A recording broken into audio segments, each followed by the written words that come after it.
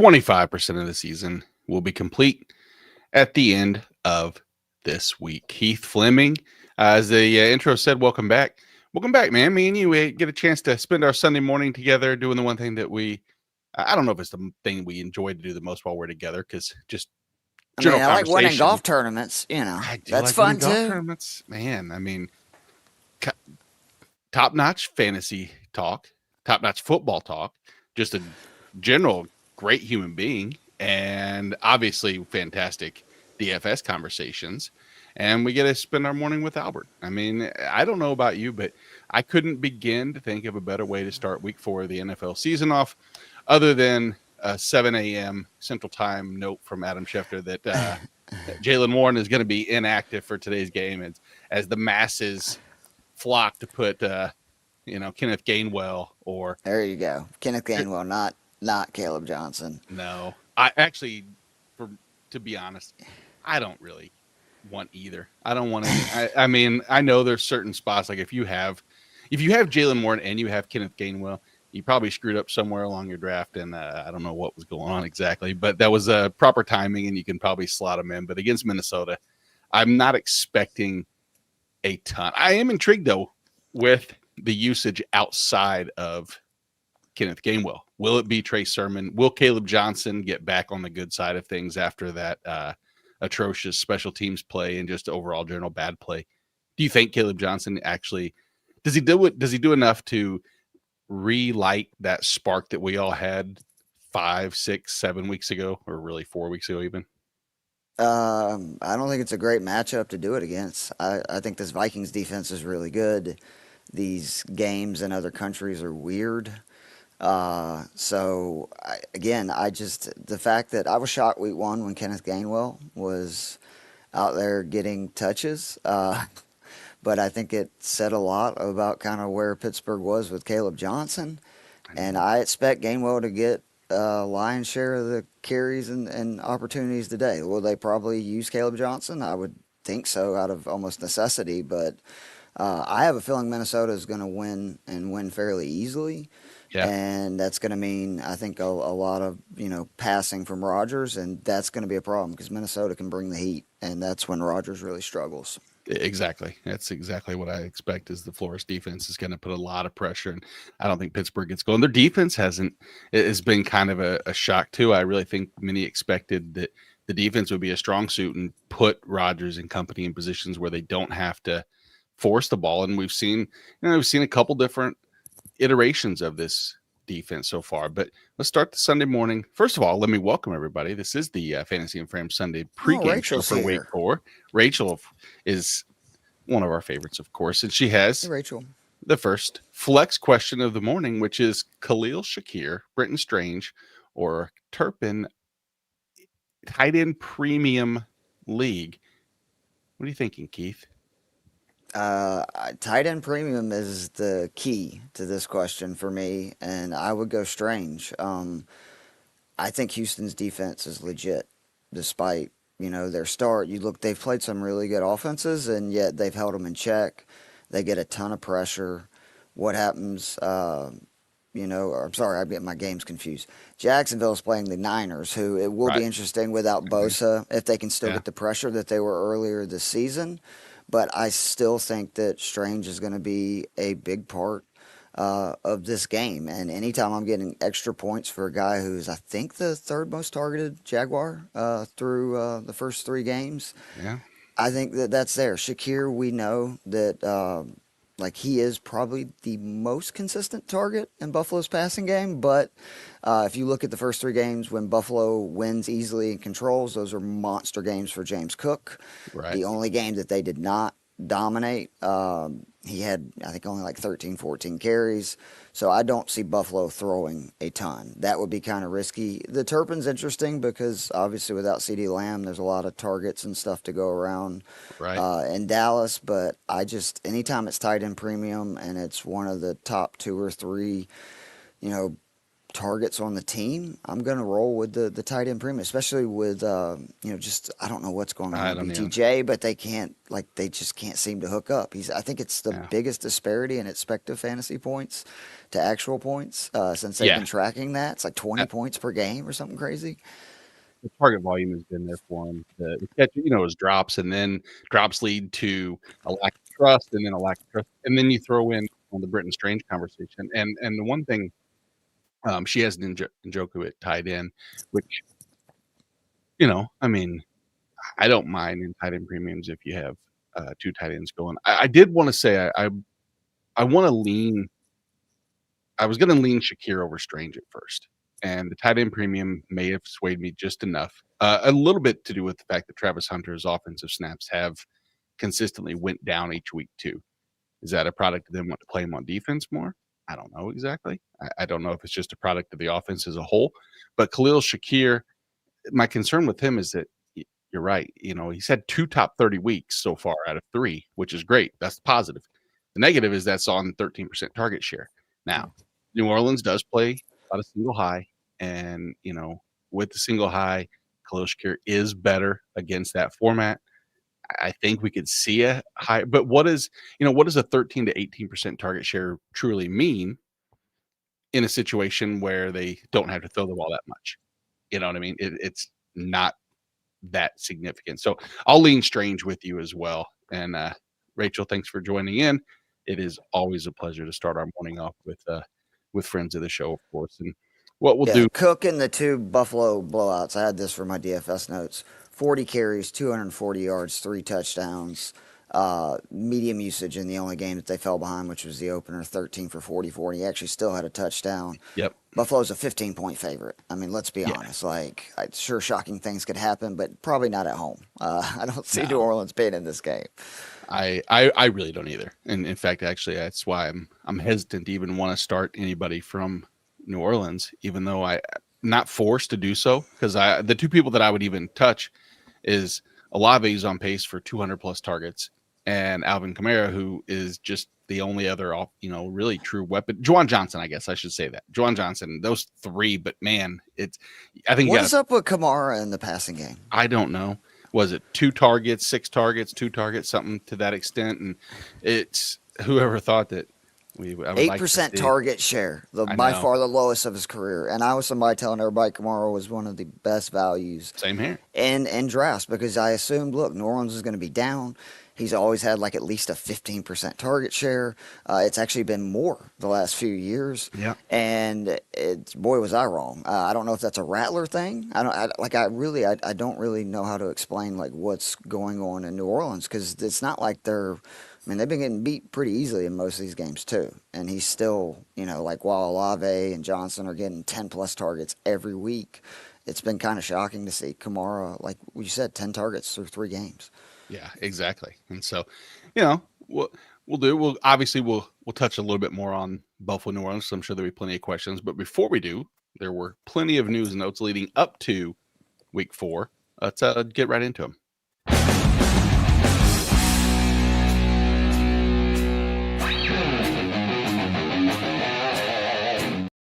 As we mentioned, obviously the Jaylen Warren news is probably the biggest breaking news of the day. There have been multiple reports going into this week that have significant impacts on our teams.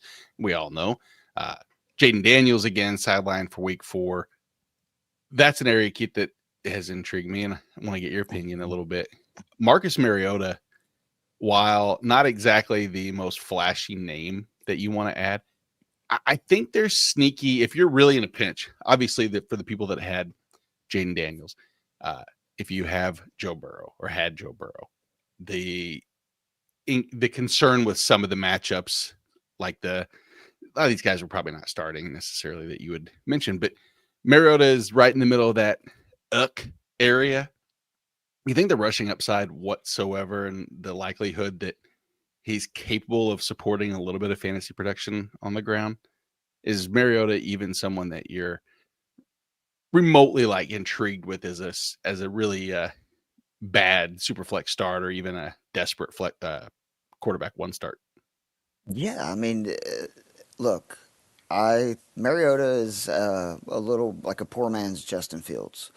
I mean, you look for his career, he's basically averaged 15 points per game every time he's ever had significant starts. Hmm. Like he's not going to do typically much more than that.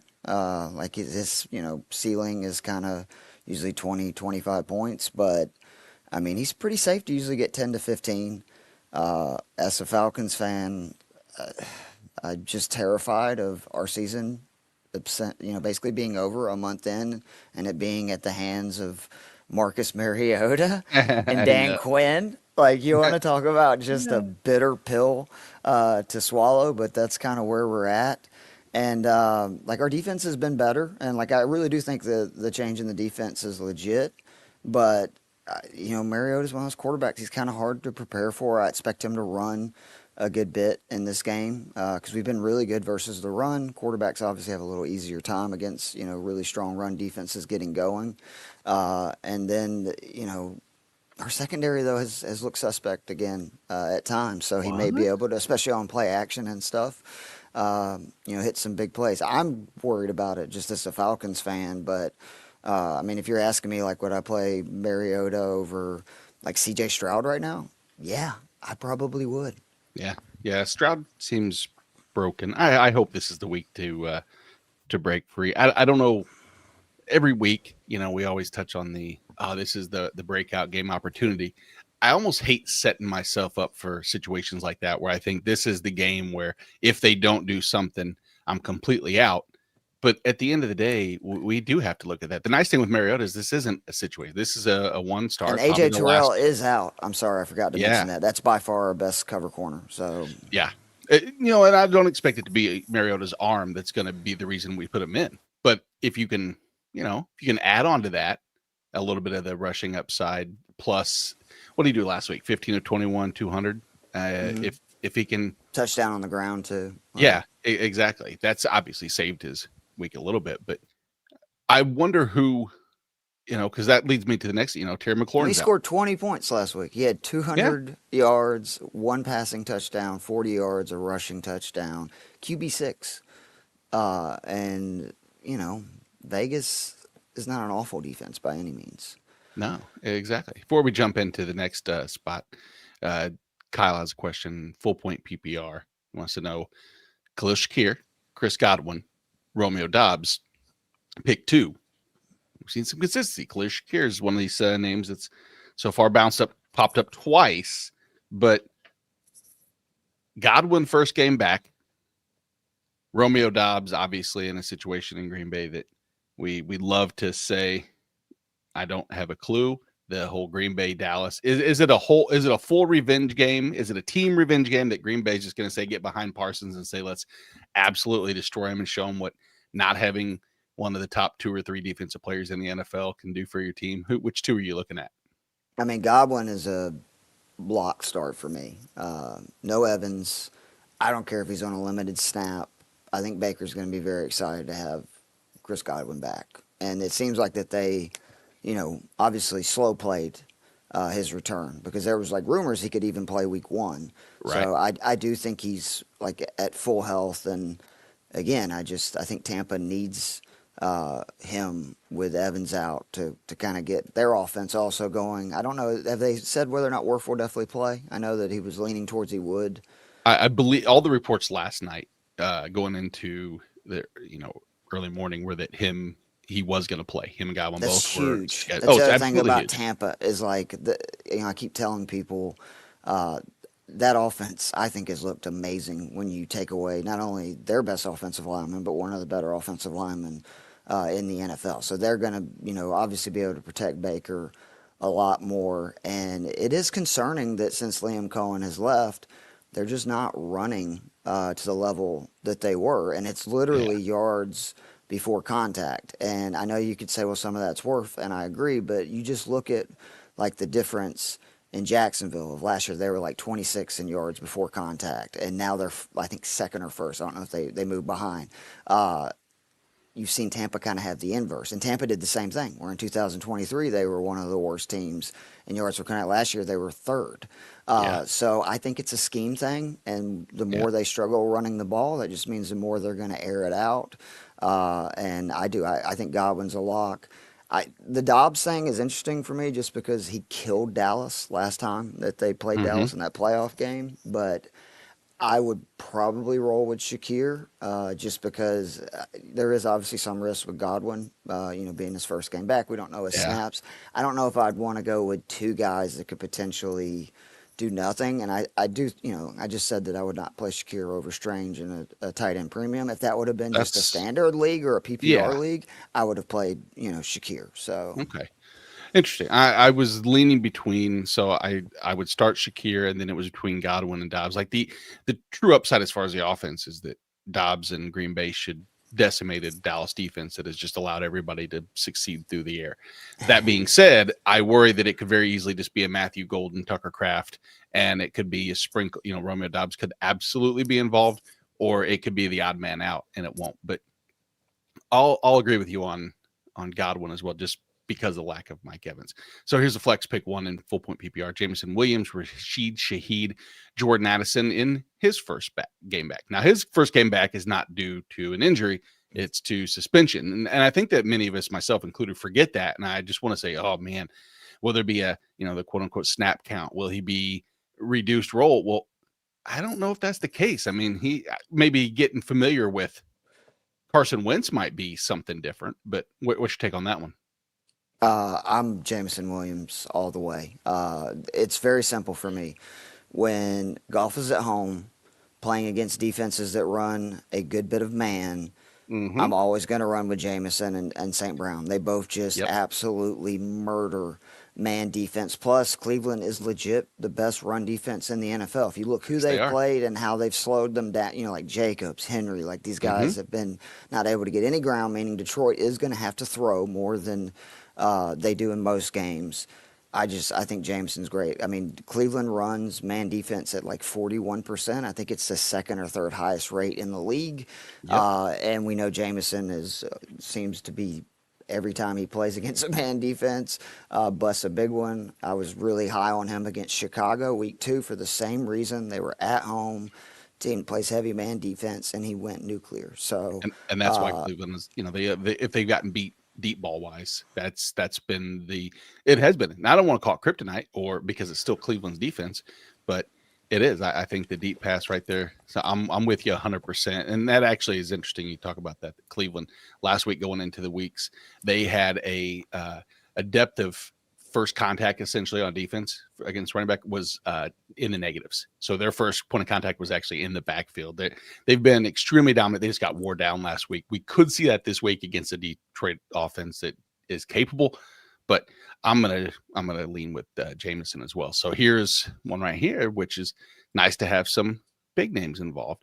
But Puka, Ladd, Cortland Sutton, Jacoby Myers, J.K. Dobbins needs a wide receiver 2 in flex. Well, good news is if you need a wide receiver 2, you have the wide receiver 1 in I was Puka about to Nacua. say, yeah, I there's no mean, way I'm sitting Puka. I don't care who the matchup is. I actually did research because I think he's the best receiver in football now, and it's unquestioned. If you look over his last 14 games with 70% snap share, he is seeing just at under 11 targets, catching just over 7 passes for 104 yards per game and 22 fantasy points per. yep. That is a large sample size, and I think the easiest way to beat, the defense this week is to throw on them. So Yeah. I expect Puka and Adams to be great plays this week. I do as well. So Puka, both of us in there for wide receiver, but he needs a flex. So real quick, out of those ones there, it was Cortland Sutton, Ladd McConkey, Jacoby Myers, J.K. Dobbins. I mean, the question I have is Cortland Sutton, obviously huge 1 week, and then had a down week when Troy Franklin came through, and then a big week again. I'll probably go Sutton. I know J.K. Dobbins. You're choosing one. You're choosing your destiny there in Denver. Which way is it going to lean? You think it's the passing game or the running game a little bit more? And I'm inclined to think that this is Bo Nix's opportunity to turn around. Kind of said earlier, talking about that get right game, and I think this could be it. He's QB 26 on the season against the Cincinnati defense that is, for the most part, pretty bad against both. But I'm going to lean Cortland Sutton. You take Jacoby Myers or J.K. Dobbins instead? I would take Dobbins. He scored all 3 games. He's getting a majority of the red zone touches. And Cincinnati's not been great against the run. They've actually been better against the run than they have against the pass, but I just think if they get going in this game, they're going to run it a lot. Like, I don't even hate Harvey potentially, if they get up enough, if like you're desperate, for like a, extra flex position or something this week. But I like Dobbins a lot this week. I expect Denver to, like, they're going to have to get back to not relying on Bo Nix and really running the ball. I think they're asking him to do too much, and that's kind of why he is struggling right now. Makes sense. Would you play Jameson Williams over Devonta Smith? Oh yeah. Like, I just like, I am so high on Jameson and St. Brown this week because I don't think Detroit's going to be able to run on Cleveland. Like, people will say, well, Detroit's got this great run offense. So does Baltimore. Derrick Henry, I think it was 18 or 17 carries something for 23 yards, and he had an 8-yard run. Josh Jacobs last week in Green Bay, 55 yards on like 25 carries. Like, they have proved they are elite versus the run. I think that's going to make Detroit. We saw it with Baltimore, right? Like, they tried to run it on, and then late in that game, they busted open by just airing it out. Yeah. No, me, my love for Jameson Williams will always be there. Mr. Scampers, good morning. Are you taking a chance on Caleb Johnson or playing a hurt old Bill Krosky? And boy, this is super tricky. And I know we're kind of to the deadline. You got about 5 minutes for us to make this decision if you're taking a chance on Caleb Johnson. If this is for Mr. Scamper's lineup, man, I still think I trust, Bill Krosky to actually be involved, even though it might be a rotation there. I still worry that Caleb Johnson's so deep in the doghouse that he's still somehow the RB3 this week behind, a once forgotten Trey Sermon. Definitely Kenneth Gainwell, right? Like, right. Kenneth Gainwell's the one for sure, but it's the number 2 option, if he was the number 2 option there against Minnesota, I still hate it, but it's like, I don't know. I don't really Tomlin hates fumbling. We have seen since he had that huge fumble, like, he has not had really any rush attempts. And then, like what you said, he had the special teams blunder. I'd also just recommend, if Rodriguez is out there, Mr. Scampers, maybe pick up him. And then that way, if, Bill is out, you still have, one of the 2 cogs in that run game. Exactly. And, we'll jump back into some of the notes that go over. Well, obviously, if you have any start sit questions, please throw them in, and we'll do our best to get to them ASAP. The last thing we talked about is Terry McLaurin being out. You touched on Chris Rodriguez. There's the other wide receiver weapons in Washington. If you're going to look for somebody, granted, we know it's not a high volume passing attack, but outside of Debo, there's 2 names that I'm intrigued with to see who's going to be number 2 in targets outside of the tight end position. Number 1, Luke McCaffrey. So when when the vacated snaps when McLaurin left, he had 3 targets on 11 routes. So, or 11 snaps. So, I mean, is that likely that is interesting. Is it sustainable? Don't know. But it was really Chris Moore that actually played the most passing snaps of anybody on the team.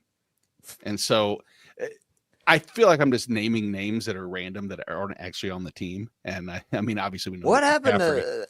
Okay, so Noah Brown is out. So yeah, with Noah Brown being out, because he's the one that obviously has been involved in Washington's offense the most since Dan Quinn's been there, of the guys you just talked about. Mm-hmm. I think I would still lean McCaffrey even over Moore. They have some capital invested in him, and I'm a believer in McCaffrey's talent. Like, he's not going to be a great player, but I think he's a solid NFL player. And the McCaffrey's, like, genetics, right? Like, not only genetics, their work ethic. Like, I talked to him at the Senior Bowl went on a couple of years ago, and he I was like, is there a lot of pressure? And he said, no, I feel very blessed, because he said, I have the blueprint, right? Like, my dad, my brother, like all these, real resources that know how to be an NFL player. So I know what it takes, right? So that's a benefit to me. And, like it just also seems like he would be the kind of guy that would just smoke the Falcons. So I would Exactly. not be afraid to necessarily put him in lineups if you're desperate at wide receiver. Yeah.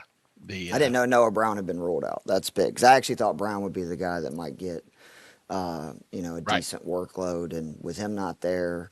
I'm assuming Atlanta's going to try to take away Debo. That's what I would do, and Zach Oh yeah. Ertz. Like, I You're right. mean, those are the two top targets, and then make these other guys that have not, I think 4 targets is the most of the other pass catchers Yeah. involved in this It's game. So, like, make them beat us, right? right. There's not a high level confidence with any of the picks. I don't feel comfortable suggesting, but as we get towards these weeks, there's some desperation that starts to unfold, and you have to just take the point of least resistance or the path of least resistance, and sometimes that's just being on the field, and it's a sad state that we can get in. Someone who's going to be back on the field in a positive role.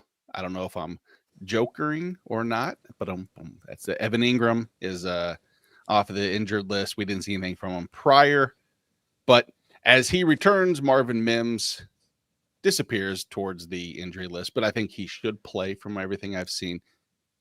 Evan Ingram wasn't probably in your lineup before, most likely. I I mean, don't know. A lot of people were high on him, and I I didn't know, get I it just know. because, You, like, it's Sean Payton is Sean Payton. yep, Like, I know people want to look back to, like, Jimmy Graham. It's like, let's look at what he did in Denver last year, which was outside of Cortland Sutton.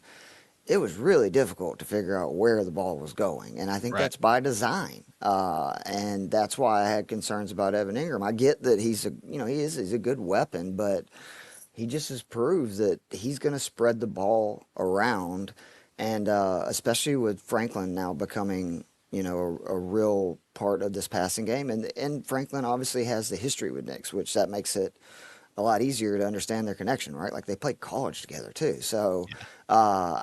I would be concerned playing him. I think there's better options out there. You could even potentially get off the waiver wire than you know Yeah, I'll tell you what. I'd start Cole Kmet over him right for now. sure. We'll Yeah, we'll get to we'll with get to that if here. Loveland's out, yeah, 100% I I would. think yeah. I'm not 100%. He's not 100% out, but I think he is going to be out. Someone who may be in, and this is T Bills asking us, are you starting Trey Tucker after last week's performance over Jerry Judy, gross, who's been terrible, Keon Coleman, inconsistent, Calvin Ridley has been gross. Trey Tucker 1 week over the preseason upside / consistency of Coleman, Ridley, and Jerry Judy. Ridley, this is the last game that I would be hesitant on starting him for a while, but I keep telling people if you have Ridley or are trying to, find a receiver that you can maybe trade for that's not going to cost that much.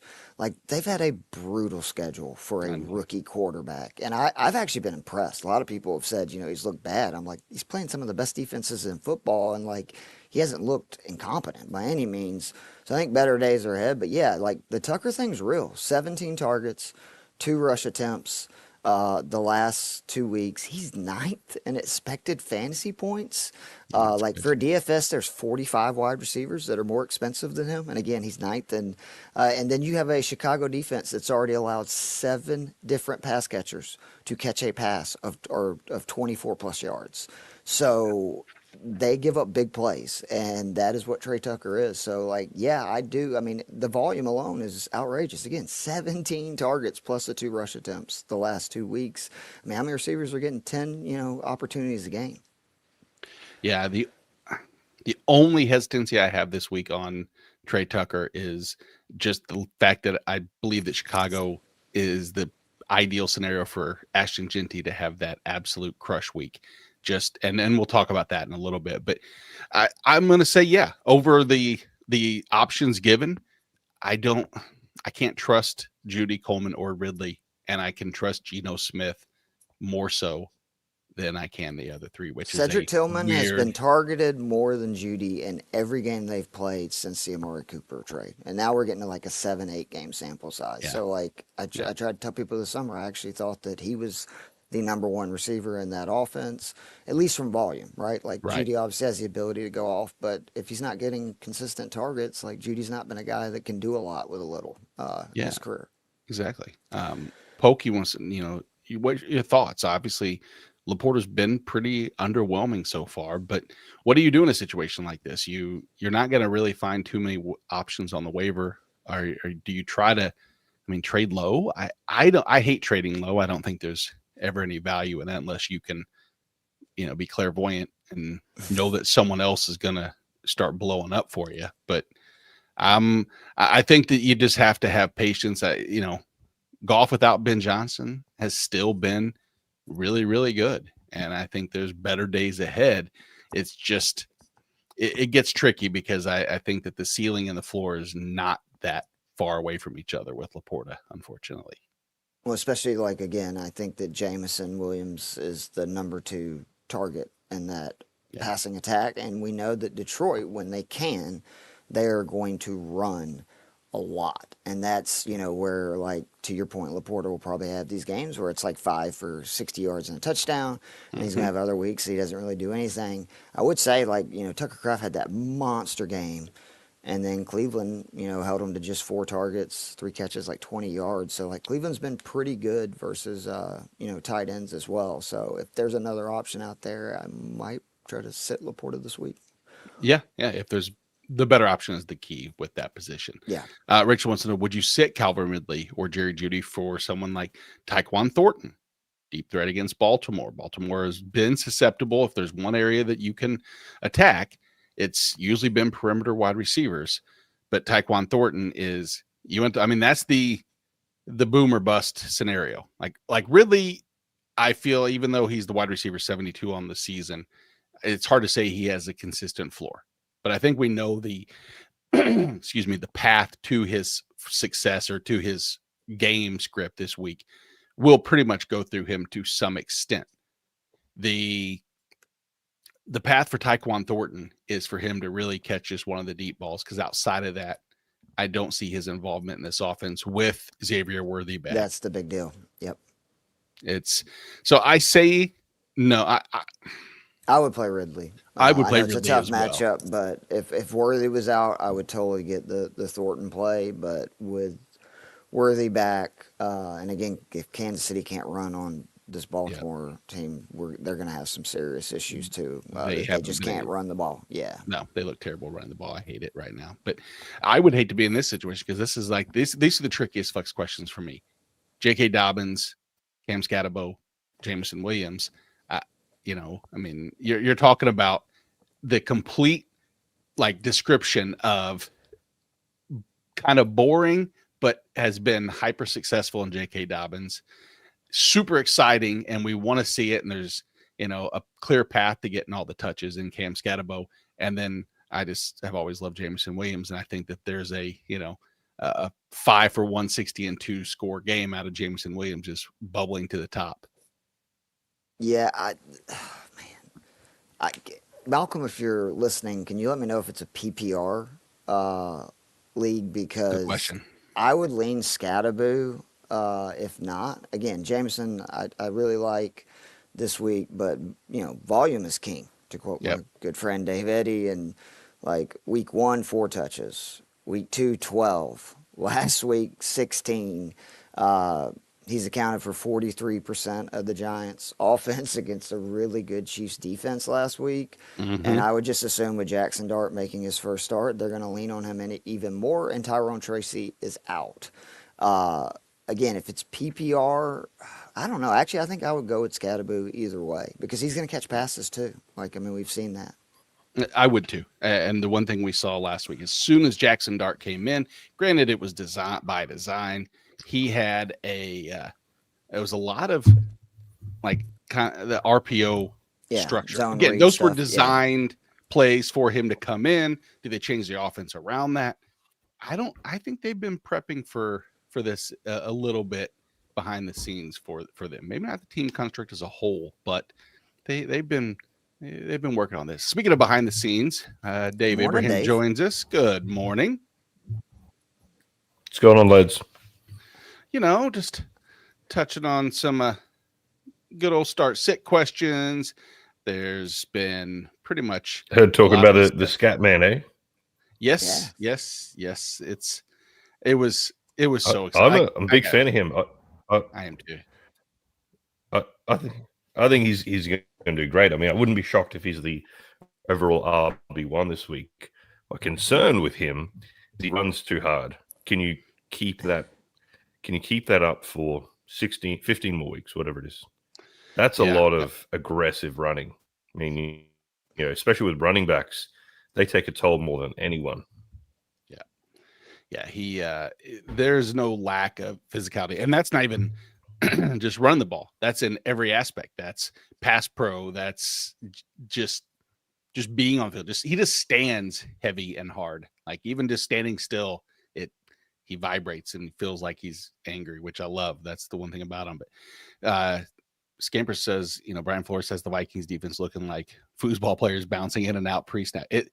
It's crazy. So the Illinois game yesterday against USC was the exact same thing. It was the dumbest thing. So like every time USC would substitute a player in, Illinois got to do the same. And they would just jog in. And I'm like, what are they? And they were just taking advantage. And I hated it. It drove me so nuts. Keith, the most important start, sit, choose one is fried chicken breakfast burrito or pulled pork chilaquiles today. I can't turn down good fried chicken, so give me the fried chicken. I am a breakfast burrito fan for sure, but I will tell you, Carrie and I, when we were in, I think it was last year in Cancun or 2 years ago, never had chilaquiles before. Here's the nice thing. It allows you to have nachos basically for breakfast, but it's considered like a breakfast dish. So you don't feel as guilty. That's what I learned. I didn't know that's what they were. I was like, oh, okay. I don't even know what they were, but yeah, essentially they're tortilla chips for us Americans and smothered in a bunch of shit. Dave, are you a breakfast burrito or a chilaquiles fan? Do you know what chilaquiles are?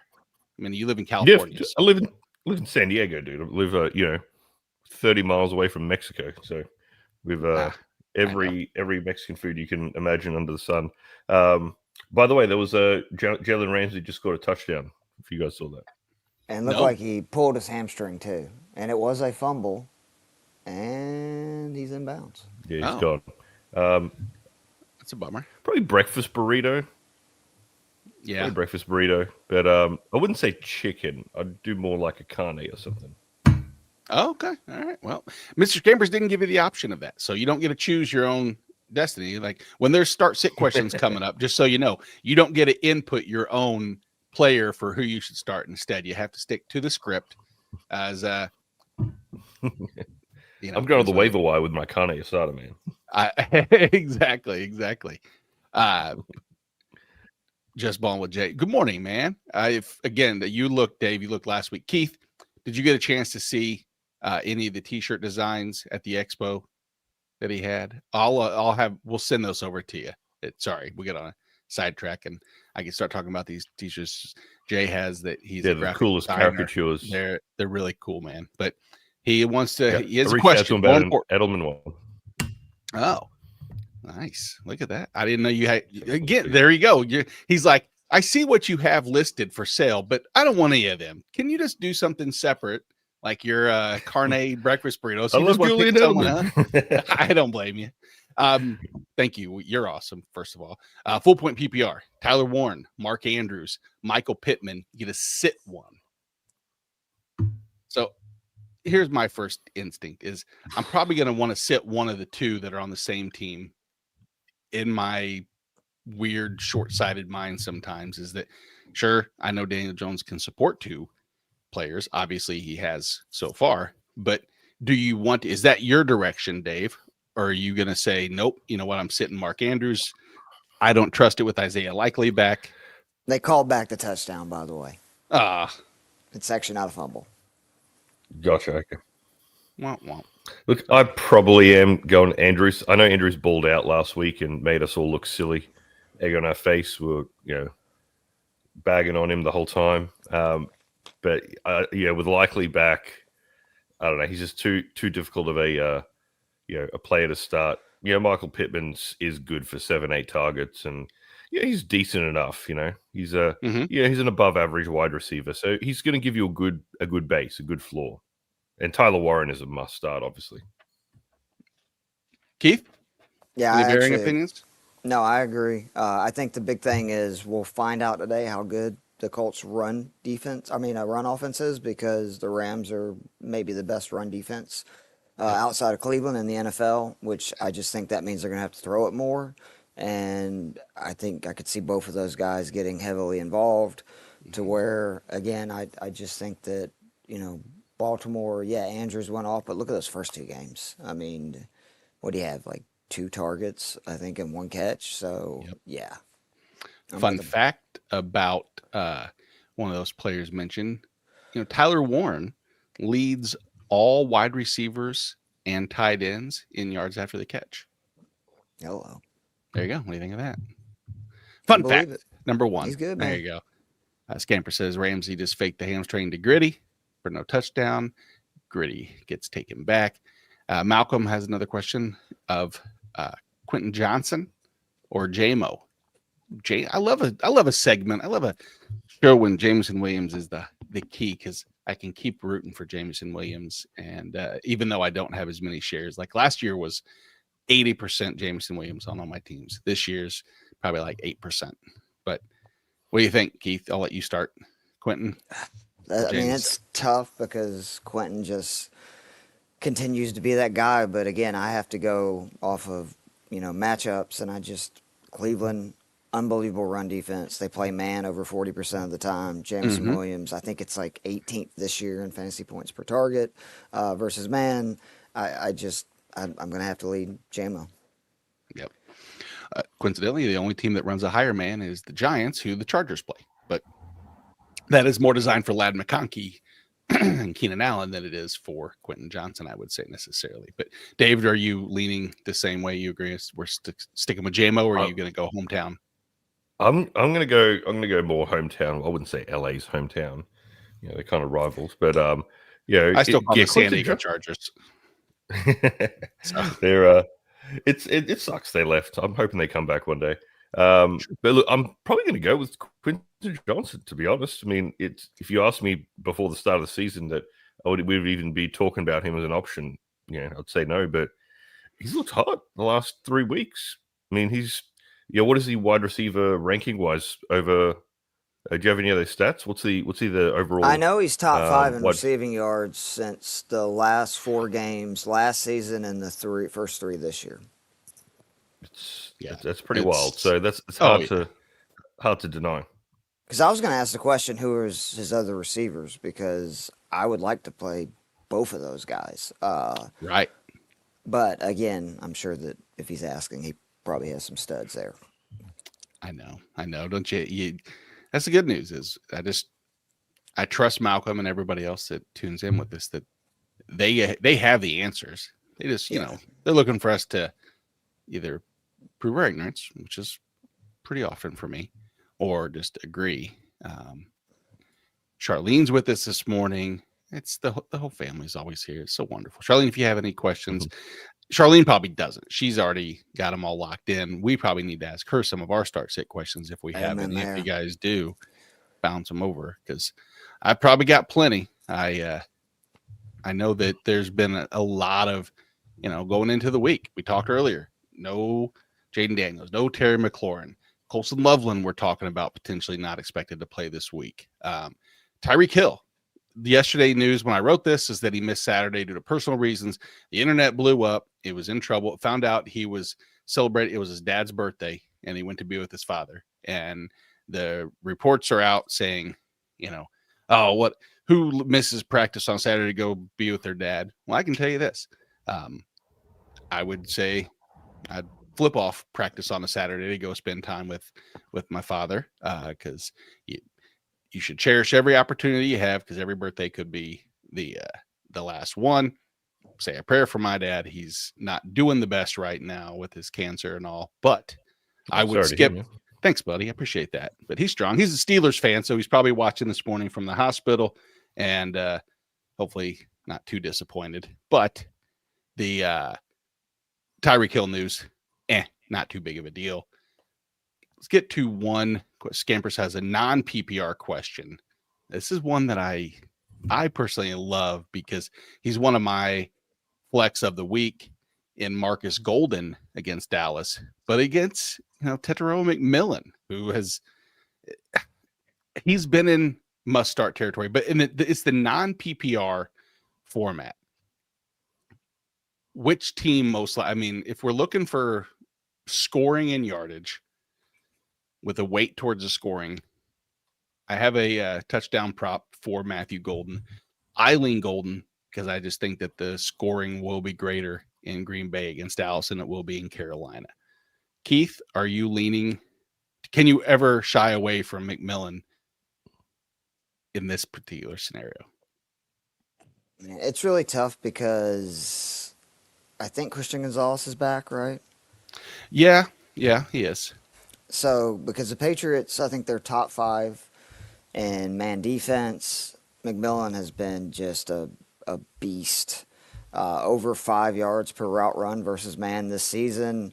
54% first read target share versus man. So, it's hard for me to sit that, especially with Golden's inconsistency. I think I would still go with McMillan.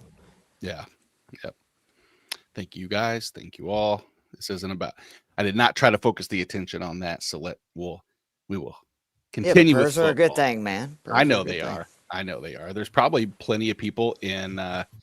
Well, I guess this hindsight now, but if you're a New York Giants fan, I guess you probably could have prayed that you didn't get Russell Wilson in the offseason because you don't need him anymore. Because now the reports are that they may be trying to trade Russell Wilson. Now, these reports are in the biggest quotations ever because I don't know who these reports are from. Dov Kleiman guys or the NFL News, TradeRumors.com, etc. Dave Ibrahim could be spreading these rumors for all I know. And who's stupid enough, first of all, to trade for Russell Wilson? There's probably plenty of teams out there that are stupid enough to do it. You say that, but look how we played against the Cowboys. Look how we played against the Cowboys. He's played not bad. What? I'm not saying he's an elite stud anymore. What was the last 3 words of that statement? Against the Cowboys. Fair enough. I'm just saying. Like, but you're right. I know what you're saying. I still think he's okay. You know what? I wouldn't be shocked. Russell Wilson to the Saints. I think that's a move that makes sense for them. They've got the weapons there. They need someone who can air the ball out. Rattler is rattling his own cage, doing terrible. There's got to be a change there in New Orleans. They need a pass heavy quarterback like Wilson. I saw the reports that, or at least the tweets, whatnot, of the Bengals using Russ. Yes, of course, it would be for many immediate impact over, Browning is that anything would be an upgrade, but I don't know if the question would be is what would it take to get Russ? And obviously those are the factors that I'm not. Russ Wilson behind that offensive line? Come on, I'd rather have Jake Browning. Big question is what are we going to see in Jackson Dart? Are we going to get a JJ McCarthy effort where everyone's expecting massive things and he disappointed? Or is he going to be the real deal? If he's the real deal, I think they trade him. If he has a McCarthy-like effort, I can't see them moving on from Russ. It's tricky. It's the first time. This is going back to 1979 when the Giants started Phil Simms as they were or they hadn't won a game against an undefeated. Who'd they play then? And they won the game. So this is the throwback. 46 years later, this is Jackson Dart coming in and upsetting in his first start, a la Phil Simms, and hopefully has a really good career. He's going to need to have a good game because if you're flexing with the war paint already as a rookie, you better come out and ball a little bit, and I think you will. Malcolm has one more question for you guys. He needs 2 wide receivers and a flex. So let's start with the wide receiver spot here first. Garrett Wilson, Tyreek Hill, Jameson Williams, Quentin Johnson, Jacoby Myers. I have a hard time not going with Garrett Wilson, at least for one of the two wide receivers of the flex. Are you guys in agreement with Garrett Wilson of the list for one for sure? He's accounted for 55% of the Jets' PPR points. So yeah, He's been playing great. Yeah, he's a stud. So then Keith, I'll start with you. Who was the number 2 wide receiver out of the remaining? Tyreek, J-Mo, Quentin Johnson, Jacoby Myers. I don't think I can sit Tyreek. Yeah, I don't think I can sit Tyreek. It's hard to not sit Tyreek Hill, to be honest. Yeah, he's just got too much talent. He can go off for 180 yards and 3 touchdowns, and you just call it a Tyreek-like effort. So really hard to sit Tyreek. Yeah, I think that the biggest question, of course, is the flex then between very similar names: Jameson Williams, Quentin Johnson, Jacoby Myers. It's choose your flex there. You know where I'm going, so yeah. And I'm going to pretty agree. Consistent. Yep. It's J-Mo for me. Browns again run cover 1 at 40%, so yep. He's gonna, I think, have opportunities to get jiggy, if you will. Yep. How about you, Dave? Are you? I'm sticking with consistency as well. I'm going to go with my hometown guy, as you say. So I'm going to go with QJ. Well, Malcolm, thank you for the question. Excellent Good luck, draft, of course. at receiver, Jesus. Yeah, no kidding. Which sucks because it's like, so it's the only reason. And I got my Kings Classic shirt on, and it makes me think of the reason I love that league so much. Not because it's exciting to get to play with everybody and whatnot. It's because I don't have to make these decisions. My start sit questions are Calvin Austin or Caleb Johnson or Torrey Horton. And it's like, they're still gross, but you don't feel as bad. Like, damn it, I knew I should have started Quentin Johnson over Jameson Williams when there's so many positives. The only thing I have to look at is this person playing this week? Yep. Perfect. In. And it does keep it simple. Keep it simple, stupid is sometimes one of my favorite little philosophies that I have for my fantasy lineup. In fantasy lineups this week will be Justin Fields, set to return I immediately slot him right into my starting lineup unless I just happen to have considerably better option, which I don't know how many. I mean, I had Justin Fields as high as I think the QB set 8 on my preseason rankings. So, I mean, of course, I didn't think there was too many people higher than him. The Buccaneers, we talked about Chris Godwin returning. Dave, Tristan Wirfs is coming back this week. Keith and I both think that's a huge impact on the offense just as a whole. Are you throwing Chris Godwin in? Because we both Keith was talking earlier about saying he's going to feel comfortable without Mike Evans, that Chris Godwin's going to be a target earner first week back. Are you comfortable with Chris Godwin getting into your lineup? Yeah. Unless you have crazier, better options? No, I mean, he's probably your flex or wide receiver 2 at absolute best. As a wide receiver 2 for Chris Godwin, a guy who has been in the offense for 7 years, 8 years, something like that. Mm-hmm. Yeah, that's the guy that I want there. So absolutely, I'm sliding in Chris Godwin.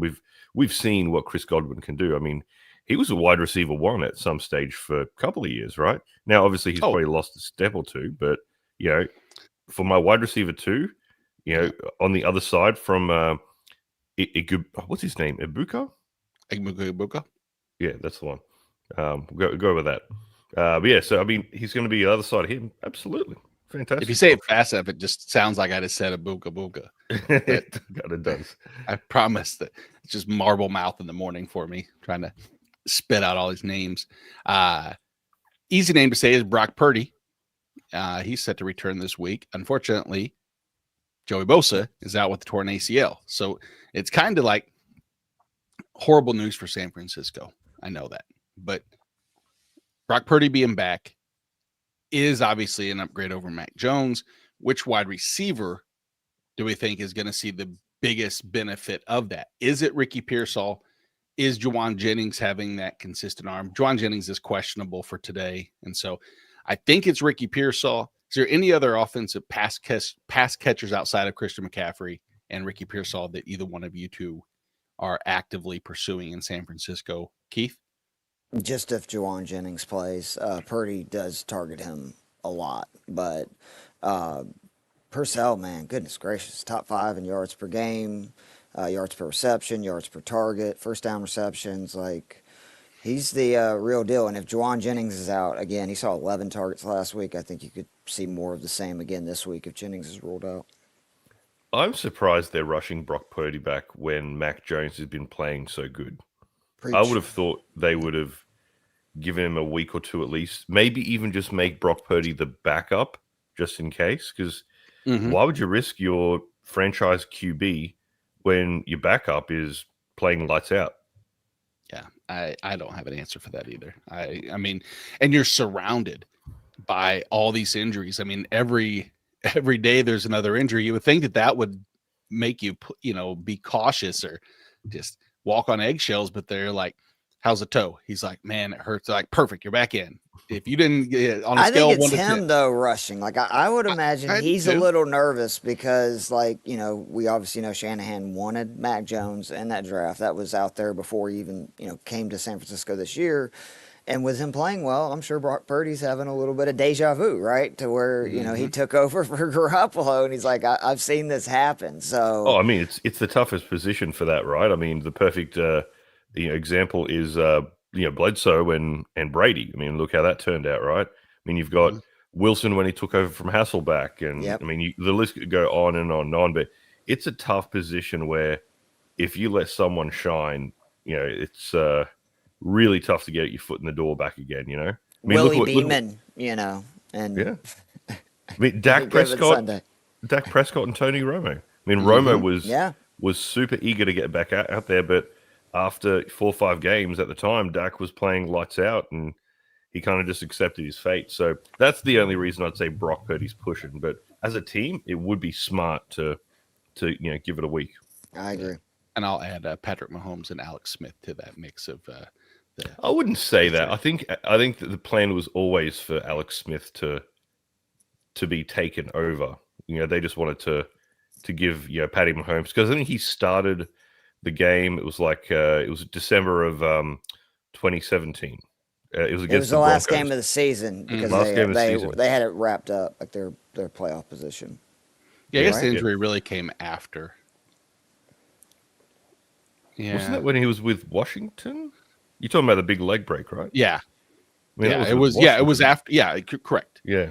Yeah, because we actually went to, because that Mahomes rookie year, we were at a game and I was looking at videos that we had, and I was like, wait, he didn't start that year until I guess it was week 17 for there.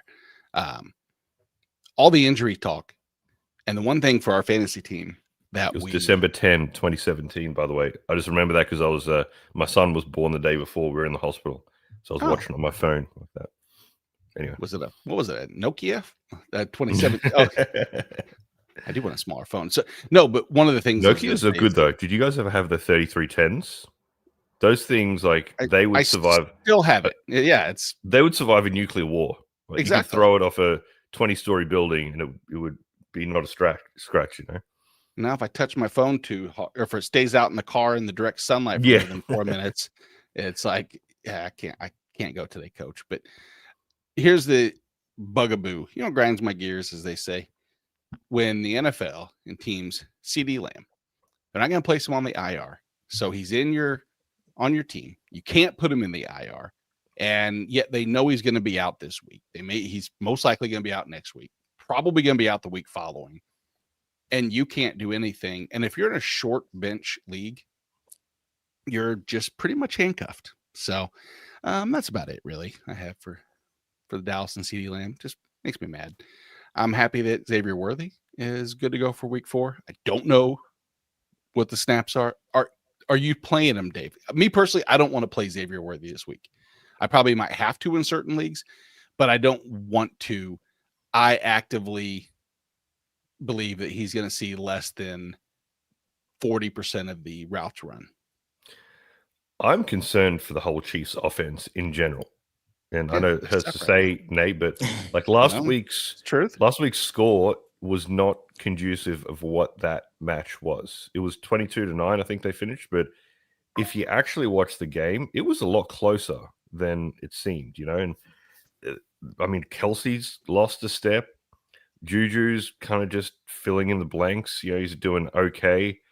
Mahomes is not looking like we're used to. I mean, it's just not like the super. Don't get me wrong, they're not playing bad, but they're not the Chiefs that we're used to for the last 4 or 5 years. So I don't know, man. The Chiefs in general, I'm a little bit worried about. Yeah, no, you have every right to be. They have, Keith said earlier, and I agree, the running game is non-existent. The passing game is each week you have to try to devise a different plan, and it's just not been cohesive. I say this: I can look back from the time they got rid of Eric Bieniemy, the offense has been boring. And I know that it wasn't just an OC change that directed all this. I know that it was a mentality change that they want to go defense first and focus on what the defense is giving them. And obviously it's been successful. They've, I mean, when you appear in multiple Super Bowls as a result of a game plan, it's hard to say that didn't work. But the fact of the matter is, we want points. We want excitement. We want offense, and we're not getting it. And I think that, you want your cake and eat it too. Well, in this case, it's shocking that after Super Bowl wins and Super Bowl appearances, people like myself even are still saying and clamoring, I want a more explosive offense, when results should be all I really care about. But this is a fantasy show. This is not a Chiefs, Well, it's also content. you're 1-2, right? So like it's the concerns are the fact that the offense looks bad, and it's, at least to start this season, not working the way it has in previous years.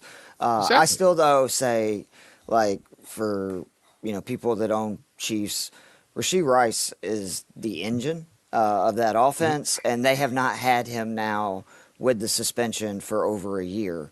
And I think once he comes back in week 6, you're going to see, or week 7, whatever it is, you're going to see the offense look a lot better. Like, I just think he's going to solve so many of the issues. Mahomes has always needed somebody that he can target and know is going to get open. Kelsey's not that guy anymore, but I do believe Rashee Rice is. Neither is I think Hollywood that's Brown. only going to, I mean, or Worthy. Like, I think Worthy's a great second receiver. I don't think he's a great, number 1 receiver. No, Worthy's best value to that team is complementing a true slot / perimeter receiver that Rashee Rice has the ability to be, to be that multiple role wide receiver and not have to fill in to the Rashee Rice role. Let him carve out his own Xavier Worthy. But that was the best thing about last year, is that when he was asked to do that, he showed that he has the flexibility. He has the tools to take that step up from just the, burner / gimmick wide receiver that I think many people thought he was going to be. Scampers has a question for you guys, though. This is an if Juwan Jennings is out.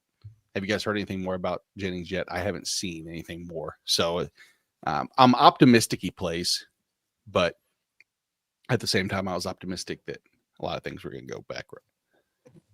Oh, and good news is, when Kendrick Bourne or Isaiah Pacheco in Scott Fishbowl, and yes, as Scamper said, Kendrick Bourne is back on an NFL roster, by the way. Thank you for that.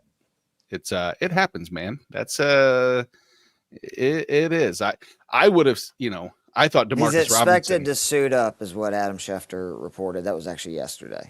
Yeah, that's what I had seen last time. So I would say, I'm going to go Isaiah Pacheco. As much as I hate it, at least his presence on the field will be, I guess, better than Kendrick Bourne. What about Dave? I'm staying well clear of the Chiefs' backfield. I don't want Kareem Hunt. I don't want Pacheco. Like I said, until we see a more firepower offense, that's a tough backfield to expect anything out of. I'd rather take the risk with Kendrick Bourne, to be honest. I mean, what if Kendrick Bourne's not on the field? What if it's DeMarcus Robinson is there too, and Kendrick Bourne that plays 15% of the total snaps? It's hard to say what he's going to play. If it's genuinely going to be on a snap count, maybe I'll go Pacheco. But yeah, if they're saying he's full go, I'm going to take the risk with Bourne. There you go. I mean, what's Pacheco got in the last few weeks? Nothing. It's nothing. This is not a question of I'm looking at who's going to be on field. So if what are you going to get 4 points? Mate, I mean that's Scampers, let's pray that Jennings plays. Let's put let's it that way. just all do that. Yeah, Here's the let's thing: just hope you Clinton's- can't even. Here's the thing: you can't even rely on an end zone fall into the end zone because Kareem Hunt sometimes takes them. He did He last is. week, right? Absolutely Cream no. scored on a goal line. I was like, When oh, are they here going to comes give Smith Pacheco. some chances, Nate? I don't know. I'm at that point now. I want them to, they could use a spark. That's what I'm saying. Like, at least, like we saw it with Pacheco a couple of years ago. He was a 6-rounder, right? Like, I've been a little surprised because he's looked pretty good on the few carries he's got. What he had, like 2 for 13, I think, last week. I keep expecting them to like give him, a little bit of a run, and they don't seem to want to do that. Yeah, what I really expect is for him to have for Smith to have a big special teams play, get rewarded from that as a result, and get a series and have one break-off run, and that snowballs into more consistent play. Carries. But Yeah. that is a pretty far out little delusional plan that I have. But hey, gotta have a plan, and everybody has a plan until you're punched in the face. But it's about So I got an ethical conundrum. Want to run by you guys, right? Yeah, You're asking So the wrong people. I know. But Exactly. go right ahead. I'm commissioner of my main league, right? There is one guy who has not been setting his lineups properly. Gave him a warning last week and said, "This is your final chance. Yep. Set your lineup or you're out of the league." I'm playing him this week, and he has in his lineup still Jaden Daniels and Terry McLaurin. Do I warn him now or wait until 1:01 p.m., then kick him out? Yeah, that's. What do you do? You said you've already given him a final warning, right? Last week, yeah. Yeah. Then I I don't know. I think he benched. I he would give forgot. him. I would give him to 1 p.m. because then that way you're not getting involved, right? You've already given him a final warning. If he doesn't, change it by that time, then. But being the that's commissioner of the fair. league, am I? I would maybe Do I bring have a in one other responsibility? person who has been in the league for a while, would you? And I would ask them, right? Like, Yeah. When did you warn the person last week? Was it prior to the game or was it after the game? It was. I just noticed that he. Who do you have? I think he also had Jaden Daniels, and he left Saquon on the bench or something like that. And I was like, "Hey, this is not that kind of league. Okay, Either start you guys, or you're out of the league." fair. And that was my thing, is if last week you took the initiative and said, hey, you need to start somebody prior to the game starting, then I think you gotta, do that. But like Scamper says, gotta warn him before. And I respect that. I think that there's, the ethical conundrum, because you were like last week though, you didn't notice it until after. No. This is a question I would have that is maybe So hard to answer. I was looking, going, "Why is the point so low?" And then I clicked on it. I was like, "Oh, this idiot left 2 players on the bench, or 2 players who are out in the starting lineup." Speak truthfully. Last week before the game starts, let's say hypothetically, I hate using hypotheticals, but you notice it. Would you have alerted Metcalf, him? 80-yard touchdown, by the way. Woo! Yeah, it was pretty. I just watched it. Sorry, It's you actually a go. really good throw by Rodgers. Would you have told the person last week before the game, hey, make your lineup move, giving them a heads up, if you had noticed it? That's a good question. I don't know. It's a good question. It's Good because here's the thing. I know I probably wouldn't have, because I wouldn't want the other person to feel like I'm manipulating their results. correct, and that would be that's the tricky one for me.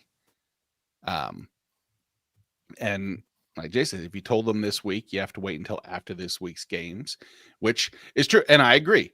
But I think that my my question for you would be, or for the situation is, do you give him any notice prior to the game? I think that I'm in the agreement that since you didn't say anything last week, you don't have to penalize yourself for saying, I didn't tell him last week. I'm not going to say anything this week. See how it plays out. Yes, you'll probably be the beneficiary of it, but with the win. But then again, so was whoever last week, and then he's gone. I hate these questions, man. It's like, tough. If I wasn't commissioner, I wouldn't be as worried. But you don't want to go into with an asterisk. You know, you've seen the league. What was it, Kevin? Oh yeah, absolutely. Kevin Wilde with an asterisk. You know. No, it is the worst for sure. But that's why we do this. So, Keith, you have time for a couple little the fantasy flex conversation for the position. All right. So what we'll do is we'll get into that. That is.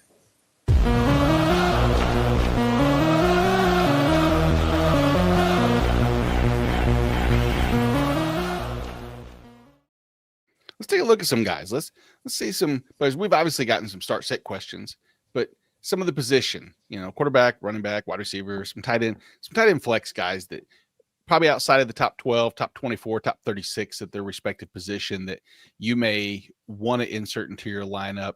At quarterback, I talked earlier, Keith and I did about Marcus Mariota against Atlanta. Every week, as Keith pointed out, 15 plus points. The rushing upside is such a stable floor. The Atlanta pass defense without AJ Terrell or Terrell, is it Terrell? I think it's Terrell, but they say it both ways, so I don't. Of course they do. I don't really know. I'll go with AJ Terrell since that's the way I think it's said as well. But yeah, so I like Marcus Mariota in a pinch if you're in that situation. Dave, Keith, or Dave, we'll start with you. Any quarterback in your flex that you would focus on this week? You don't have to have one necessarily. Am I playing Mariota in my flex? Well, no, it's not a flex question. It's more of the process of this is, is there anybody outside of your normal top 12, kind of like a startable or just would you rather scenario at quarterback? Or we can always move to running back since quarterback's kind of tricky because Can you give us an example? Who would you do would you rather? Well, so I use Marcus Mariota as an example, and Keith had a really good comparison is Marcus Mariota or CJ Stroud. I'm still going with Stroud. See, I'm leaning Mariota there. I think he's game managing that thing. I don't think they're trusting him to air it out unless they have to. They get a 2-touchdown league. He's just handing the ball off. I can't see him. You're going to get some rushing upside with him. Don't get me wrong. He might sneak into the end zone, but are you expecting Stroud could go for 400 yards and 4 touchdowns? So we've seen that before. I doubt that. I haven't. Was that behind that offensive line? No freaking way. That's my way. I still think Stroud's great. Oh, it's awful. It's not bad. It's awful. And I do I still think Stroud's that guy. I'm just worried that they're literally screwing him up because we've seen this with QBs before that once they start, getting hit early and often, that internal clock, I think, gets broken in them, right? And then they get the happy feet and start making bad throws. He just doesn't look right now anything like the guy that he did 2 years ago. The only positive is that Tennessee does have the 12th lowest pressure rate of any defense. So if there's time to throw the ball, it's this week. But, here's one. Someone newly back. Keith, I'll throw this one to you. Justin Fields or Patrick Mahomes? Oh, Justin Fields. I know I got hung out there 2 weeks ago. I apologize. I was telling you to play him in DFS. I was playing him in fantasy.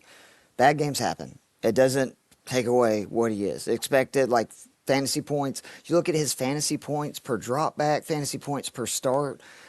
He's one of the best fantasy quarterbacks ever.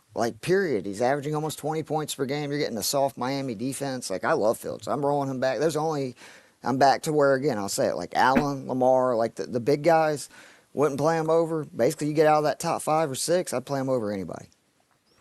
I have Fields as my QB 9 on the week so far. And I'm bouncing back and forth between him and Bo Nix, who I have at 8, just because I think that, like you said earlier, they may rely more on the ground than they have to put too much pressure on them in a game that they should win on Monday night, ease them into a short week the following and hope that success follows suit. Let's jump to the running back position. That seems to be an area that realistically we're going to have more flexible questions. We've already seen a ton of wide receiver, and we've seen J.K. Dobbins' names mentioned about. I have a name that I'm intrigued with, and that's Travion Henderson against Carolina. The scenario that I want to talk about really is, what is Mike Vrabel going to do as a result of the fumbles from Ramondre? What's your true Which is impact? not just a one-game sample size. This has been a issue with Ramondre for forever. Like since he's been their feature back, it doesn't help either that Antonio Gibson, then he immediately put it on the floor. The issue with Henderson has been he has not been very good in pass blocking. Correct. And I think that's why he has not been on the field as much. But I still have hope because he was really good at that in college. So, like, that was actually one of his strengths coming into this draft, is he is somebody who is, more of a speedy type back that actually, he hangs up in pass blocking. So I do think this is the week. But I am a little interested to see, like what Carolina does today, because their defense, like, has looked pretty good the last couple of weeks. If don't throw away my Falcons game, but I'm talking about even the week before, they look pretty good on defense, and they've been much better against the run after getting, torched week 1, which was a theme. I think that was like their 6th straight game of giving 200 plus rushing yards up. Yeah. But the last 2 weeks they've kind of slowed that down. But I think that May's the guy that I think is going to have a field day. He's been incredible, man. Like I can't get over the leap he's already taken, because I still don't think he has a real like weapon, that I would say is like an elite weapon by any means. I think Travion Henderson could be that guy, though, right? I Like do somebody that actually, not only just in the run game, but in the passing game, can really, explosive plays, right? Like that's what Philly is struggling with right now, is Barkley's not having these big runs, and they're going to have to throw the ball if he can't do that, because any team to consistently win, you have to have what just DK Metcalf did, where you throw a 20-yard pass and he takes it 80 yards. Like those are what winning teams do. And if it's a small sample size, but it's one little nugget of data that I want to use going forward for my optimism with Travion is, after the Ramondre second fumble, what we saw is a 12% target share to Travion, a 70+% rush share, 63% route participation. Those 3 numbers, while extrapolated over a whole game, is not likely. But even if it's similar to that, you have that RB2 with RB1 upside. With his explosiveness, it's extremely dangerous. I mean, you're talking, I don't want to compare him to Devon Achane type scenario, but you see the explosive play on limited touches is what I guess I'm alluding to, and that's where we want out of Travion. But no touches and no participation can't exactly equal any breakout and success. So hopefully this is the week where we see even 50%. I'll take 50% of the touches just as a beginning point, as long as he's successful with those. Any running back. So here, I'll give you a couple that I know are right around that RB24 that are in scenarios that are that you may have to make that decision. Well, I'll use this one. We'll stick with Travion Henderson or Quinshon Judkins against Detroit.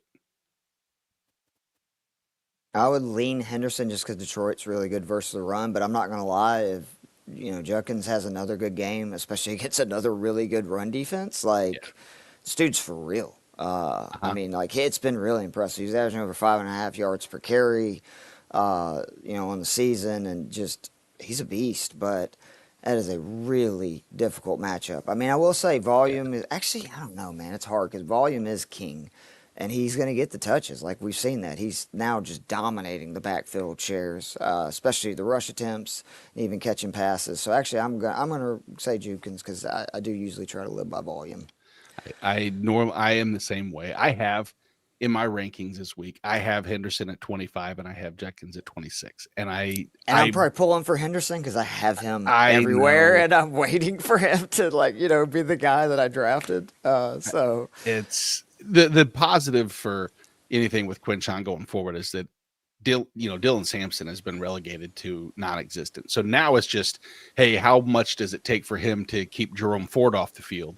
And I don't think it really takes much to continue to eat in, even if it's 2 to 3% of the workload decrease by Jerome Ford each week, ultimately by weeks 8, 9, and then going into the fantasy playoffs into the teens, Judkins will be I don't want to say a league winner because you obviously got there as a result from his early success, but it's that type of play going forward. There's a few more running backs around this, that flexible spot. You touched on RJ Harvey earlier. Someone like RJ Harvey against Cincinnati or Isaiah Pacheco against Baltimore. I would probably still lean Pacheco just because he's going to get usage. And again, Baltimore's been really bad versus running backs. I know it's kind of a disgusting proposition, but that's sometimes what you got to do, right? And I typically am always going to lean on volume. The only thing that I would say that would prevent that is say you're in a situation where you have those two guys and you're choosing between them and you already know it's going to be a tough battle to win the matchup.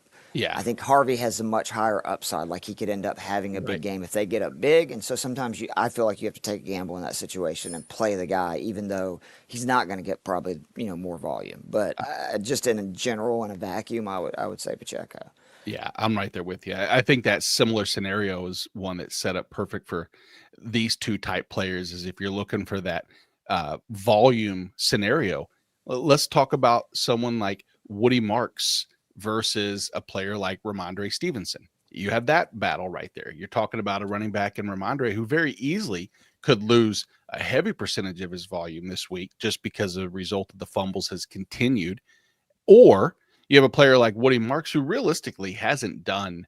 I think the excitement and the hype has been a greater success than his actual statistical performances and his metrics. While he's looked good, he hasn't done anything extremely, I would say, stand out by comparison. Nick Chubb's boring, we know, but it wouldn't. I think that my expectation is that it's going to still stay a 50-50 role. But what do you think? Is this a week that potentially, if given the opportunity, Woody Marks could out earn touches than what Ramondre will have in New England?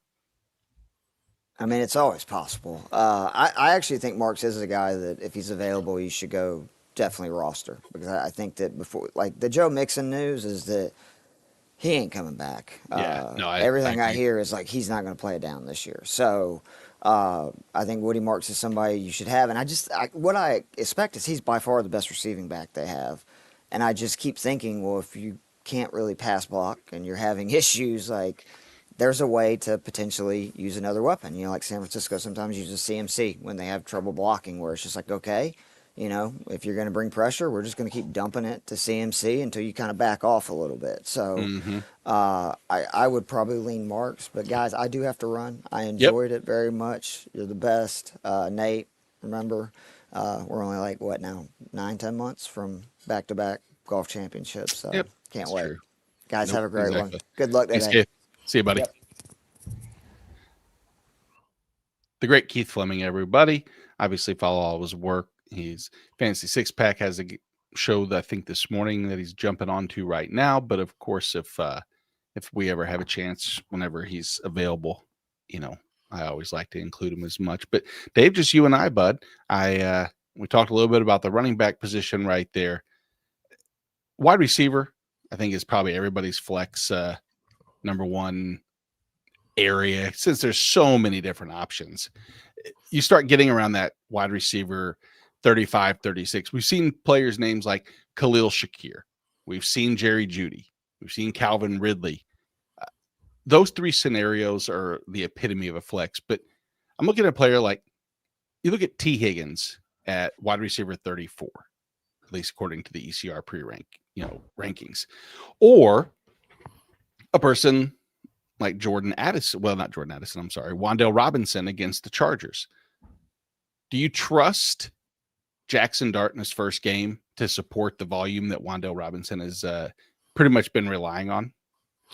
No, and there's two I guess elements to this. One is we don't know what we have in Dart, but the second part is the Chargers defense, especially their secondary, has been very, very tough. So it's really difficult to comfortably say that Wan'Dale Robinson is going to go out there and put up big numbers for you. That defense alone, regardless of Russell Wilson or Dart, is for the first 3 weeks like pretty tough to beat. So I'm avoiding it if I can. I think there are better options. Gotcha. So speaking of wide receivers, so good morning to you, Ryan. Standard league. Got to pick 2 here. Emeka Egbuka, Jordan Addison, Keenan Allen, Jamar Chase. Like I said, it's hard to say studs, but nervous about matchups and injuries. Yes, I get it.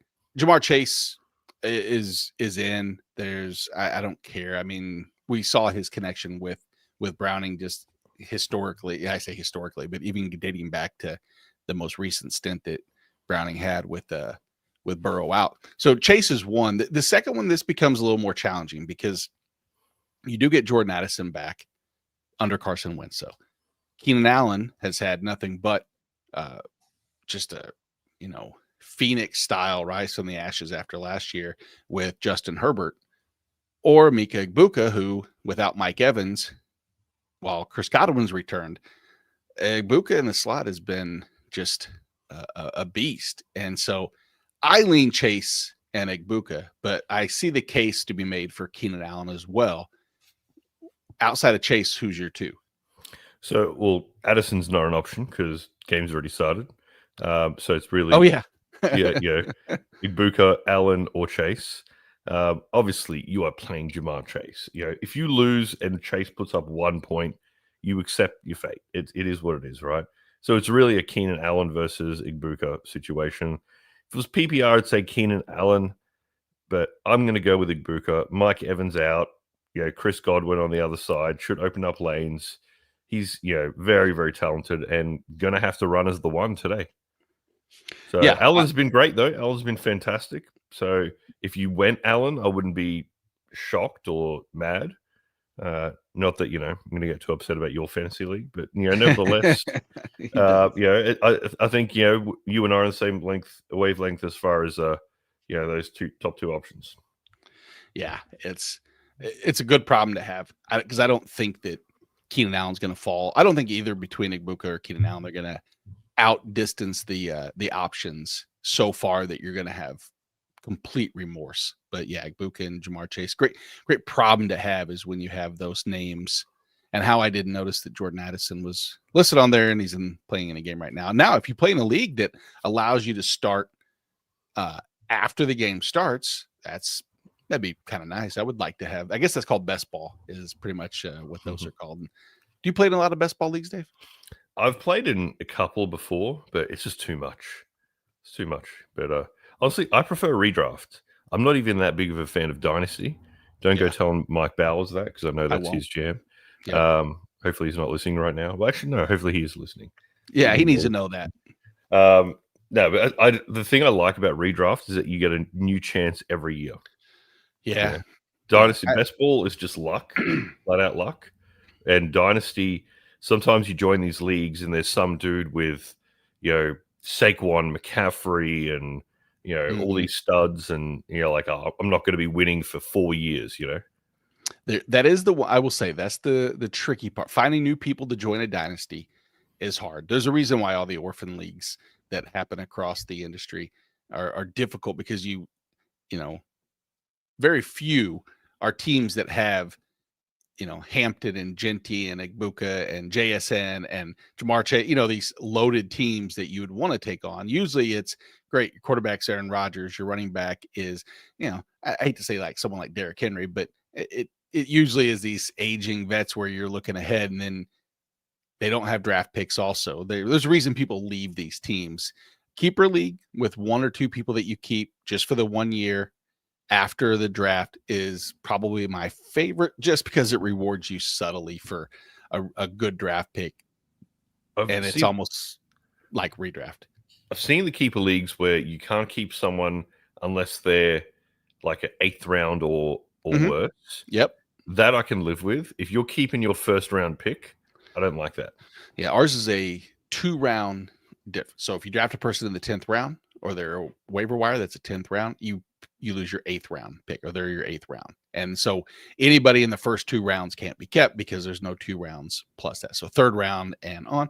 Again, we're 4 weeks into the NFL season and we're still talking about our favorite draft strategies. This is probably a conversation better for, 46 weeks from now when we're talking about this going into draft season for next year. But, the flex positions, we'll see the same names. Is there anybody like? Do you have any names that you've been focusing on this week? Not to put you on the spot or anything, but outside of the top 36 that really has that matchup that you're wanting to exploit. I mean, I look at the one wide receiver for me that I've moved him up into my wide receiver 2 conversation is Matthew Golden this week against the Dallas Cowboys secondary that has been basically sieve for fantasy production.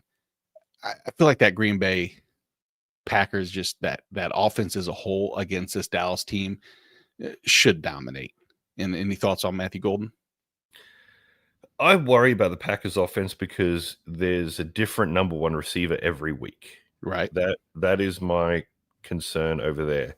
And I'm throwing in Tucker Kraft in there as well. So, he obviously could go off, and he's such a talented receiver that, you'd be zero surprised if he did that. But I just don't know whose show it's going to be this week.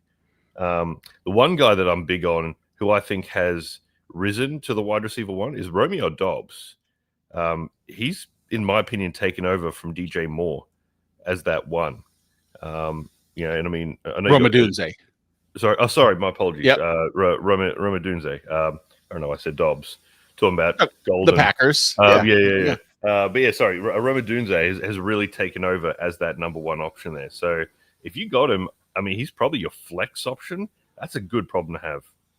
Oh, absolutely. Yeah. I mean, talk about the Raiders, allowing the 4th most points to the wide receiver position. He's on pace for over 20 touchdowns on the season. Romadunze is. It has been like, I mean, everything's coming together. The Ben Johnson offense, trusting in Caleb Williams. Granted, it's 1 week sample, very easily. 2 weeks ago, everybody's talking about Caleb not understanding them not fitting the offense into him and it being a bust season already. Then another week, and it's a blessing in Chicago. But I think Romadunze, I have him at my wide receiver 12 overall. I could very easily move him even higher if I'm starting to look through. Like I'm debating between moving him and flip-flopping him and AJ Brown. AJ Brown, a wide receiver 11.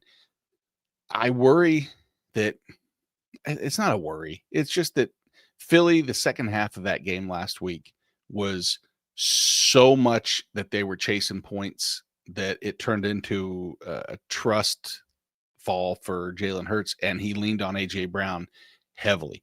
Should they do the same? Yeah, I think that's one thing that was nice to see, is that they got behind and Philly can trust in that Jalen Hurts can lead them from behind. And he realized that, wow, guess what? When you get the ball to AJ Brown, he's able, especially in man coverage, to just absolutely decimate the defense. And he's a trusted weapon. And what do you have in Tampa? That's the nice thing, is single high coverage. Tampa Bay pressing wide receivers. And what does AJ Brown do really well? He beats press coverage. Press coverage by Tampa, by the way, is at 78%, which is the second highest rate in the NFL. So there's an opportunity for AJ Brown to, I don't know why I'm mentioning AJ Brown and Romadunze flip-flop in 11-12. It's not like a flex question I'm trying to talk through, but nobody hopefully is debating on starting AJ Brown, unless Ryan has AJ Brown too, in addition with Jamar Chase and every other stud wide receiver. But yeah, for the most part, the Philly offense, and we're going to talk about that here in just a little bit, because I want to get to that next segment where we really start to break down that fantasy focus, where we'll go matchup to matchup, Dave, and we'll have some talking points there. You can get some of the additional little thought. I want to pick your brain for your football knowledge, and I think that gives us an opportunity to do it right there. But how about the tight end position? The tight end position, of course, when you talk about flex, is pretty much everybody outside of the top 2, top 3, because once you get past, top 5, I'll say, because it'll go McBride, Bowers, Kraft, Warren, Ferguson in some particular order, and then you get Sam Laporta, who's with Detroit, similar to your Green Bay talk, right? Each week, you never know. Outside of Amon-Ra, it could be a Laporta week. It could be a Jameson Williams week. It could just be Jahmyr Gibbs and David Montgomery. Dalton Kincaid, though. What's your thoughts on Kincaid? Here's a tight end that plays 50% of the snaps, touchdown dependent. but is the tight end, 5 on the season? He has been good so far, and I think he's taken over from Knox as the one. How much by? I'm not sure. I think it really depends on whether or not they need to air the ball out. Not that they absolutely had to against Miami last week, but he's been reliable. But it's tough. Like Warren, that he's going to be the stud. He's going to be the number one receiving option just in general. Kincaid, you can trust him as your tight end. You probably got him in the 9th round or something. So you're not, you might have a better option, but I'm okay with him at the tight end position. I'm worried about Brock Bowers. We saw a sophomore slump with Sam Laporta. Mm-hmm. I worry we're seeing that in Las Vegas. New QB there, new coach. They don't seem to be just airing the ball to Bowers like they did last year. Last year was when in doubt, throw to Bowers. This year, not as much. They're using Trey Tucker. They're using Jacoby Myers. They've got a stud running back in Genty. They're trying to get going. So Bowers is an option and obviously a talented receiver, but I don't think we're going to see those 12, 13 target games like we did last year. No, I think that's pretty evident right now. It's nice that, it's amazing you have competent quarterback play and they can spread the ball around to everything. It does. Kincaid feels like Lucy in the football in that. I know we were just talking about Bowers, but Kincaid to me is that same way. It's like if you don't look at the production and you just say player A, which is 50% of the snaps, 25% target per route run, tight end 6, or, tight end 9 with 92% of the snaps played, 22% target per route run. And most people would say, oh man, just give me the production. But I would take the volume of someone like Juwan Johnson over that.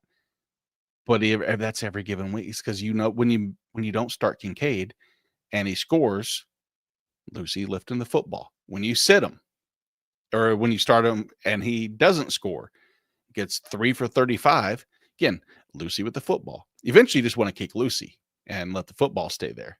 Never something Charlie Brown never thought of, which I think it would be probably in bad taste nowadays, is do not kick girls or anybody. We should leave the kicking to the kickers who have done an absolute and Kareem. Oh, come on, man. You got to attack one last shot at Kareem Hunt. I was getting ready to say poor guy is not what I was going to say at all. I promise that was not the intent. He'll never live that down. I feel bad for the dude. He'll get over it. He's fine. Let's jump into some of the game by game and turn our focus. And where is his glasses? He can't see without his glasses. I don't like that one. I know it always throws me off. I'm like, did I hit the right button there? But interesting. And this is true. Like at the tight end, Chigakonkwo and how they've been playing. I mean, granted, yes, we talked about that earlier. Tennessee's played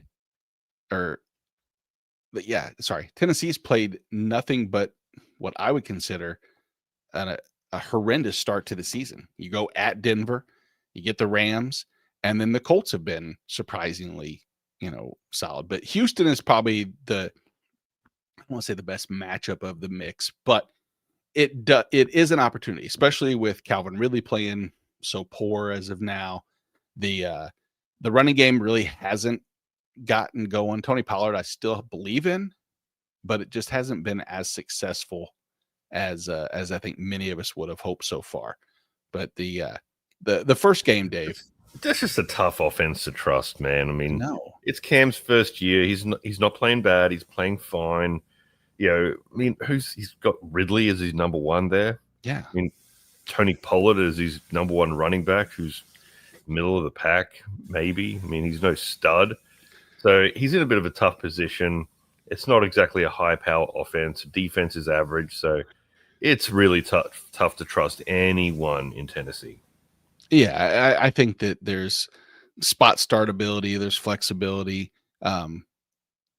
Alec Manor is a name that I'm intrigued by his skill set, and I think as Cam develops and continues, and they get a little better stretch of games, that we can see multiple different players with some flex worthy.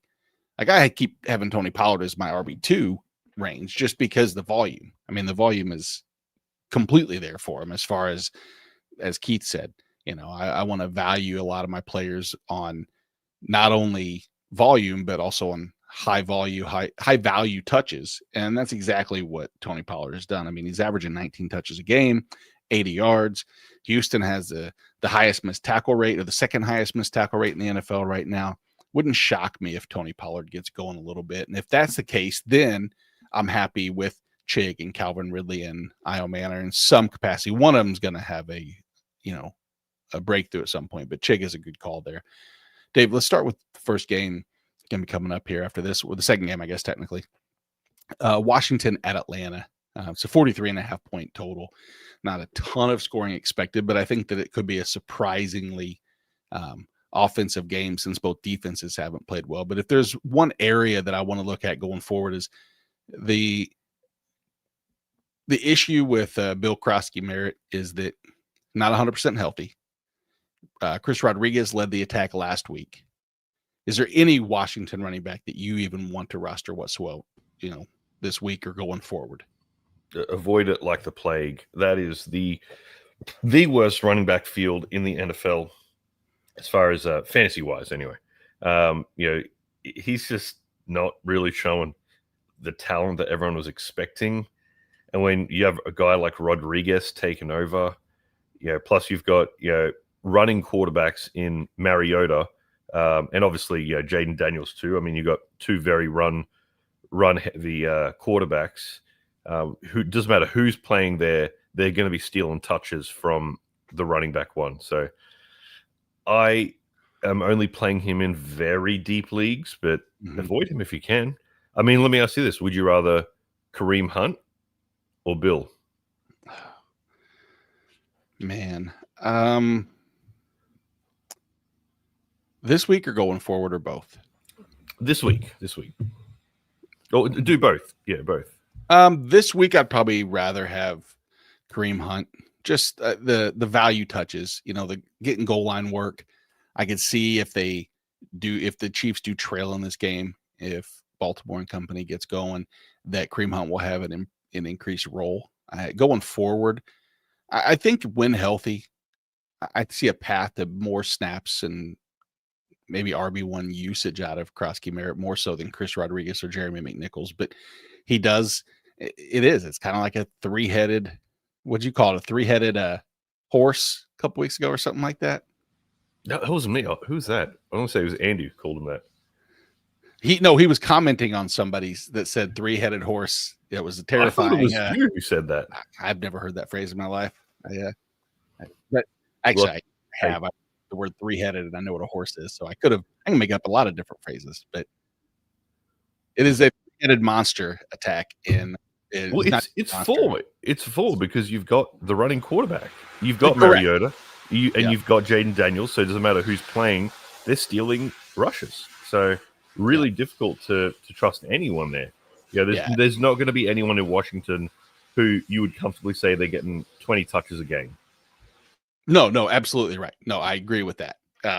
And touches being so valuable, or targets in this case for Atlanta, is we see Darnell Mooney return, and in 1 week back, he 21% target share, 40% air yard share, 27% first read accountability. Everything lines up to, like, last year we saw Mooney can be extremely valuable. He had some games where he was legitimately a weekly winner for teams that had him as their wide receiver 3 or their flex spot.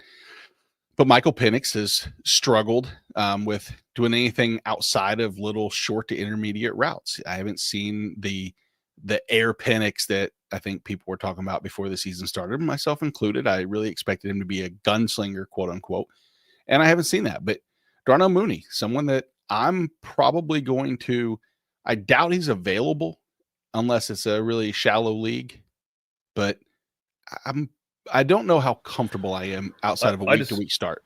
I can't trust anyone in the Falcons other not named Bijan Robinson. I mean, yeah, it's sometimes Cole Pitts gets a look. You know, I don't know. Just obviously you got Drake London there. I mean, Darnell Mooney is the wide receiver 2 on a pretty poor offense. Yeah. Outside of Bijan Robinson, I'm not that confident putting him at your wide receiver 2. Or look, maybe flex, I could live with it, but you are really rolling the dice right there. It has to be better options. I mean, Yeah. you mentioned what's his name, Iamor or whatever his name is on Iomanor. Yep. Iomanor. My apologies. I'd rather that at my flex than I would with Mooney. Yeah. Plus, keep in mind he's just coming off an injury, so he's not exactly going to be full speed. Yeah. Yeah. And Jay, you're exactly right. They've, London on the outside. His true value is when they can move him, or they were moving him around, and maybe the return with Mooney gives more options where they can try to line up London in a more advantageous spot. That is something. If there's one thing, that's a great point, is focus on the game. Let's see what his snap alignment is, this percentage this week, and see if we can get back to a percentage more high in the slot itself. It's exactly the focus of this portion of the show that I like the most, is that how can you gain that little competitive edge? And many people are down on Drake London. And I think that, unfortunately, if he does return to more of the slot role, we'll see the value increase this week. And if he has a big week, his buying window kind of closes. But if we see the trend that he moves into the slot, they move him around a little bit more, that could mean your last opportunity to strike and try to pick up London. I've seen London a ton of trades lately. I don't think we're going to see Penix play the whole season, to be honest. Oh, really? No, I think Penix is going to be gone. I mean, they're 0-3, aren't they? Or no, I apologize. They're 1-2. Yeah. 1-2. Are you confident that he's been playing good?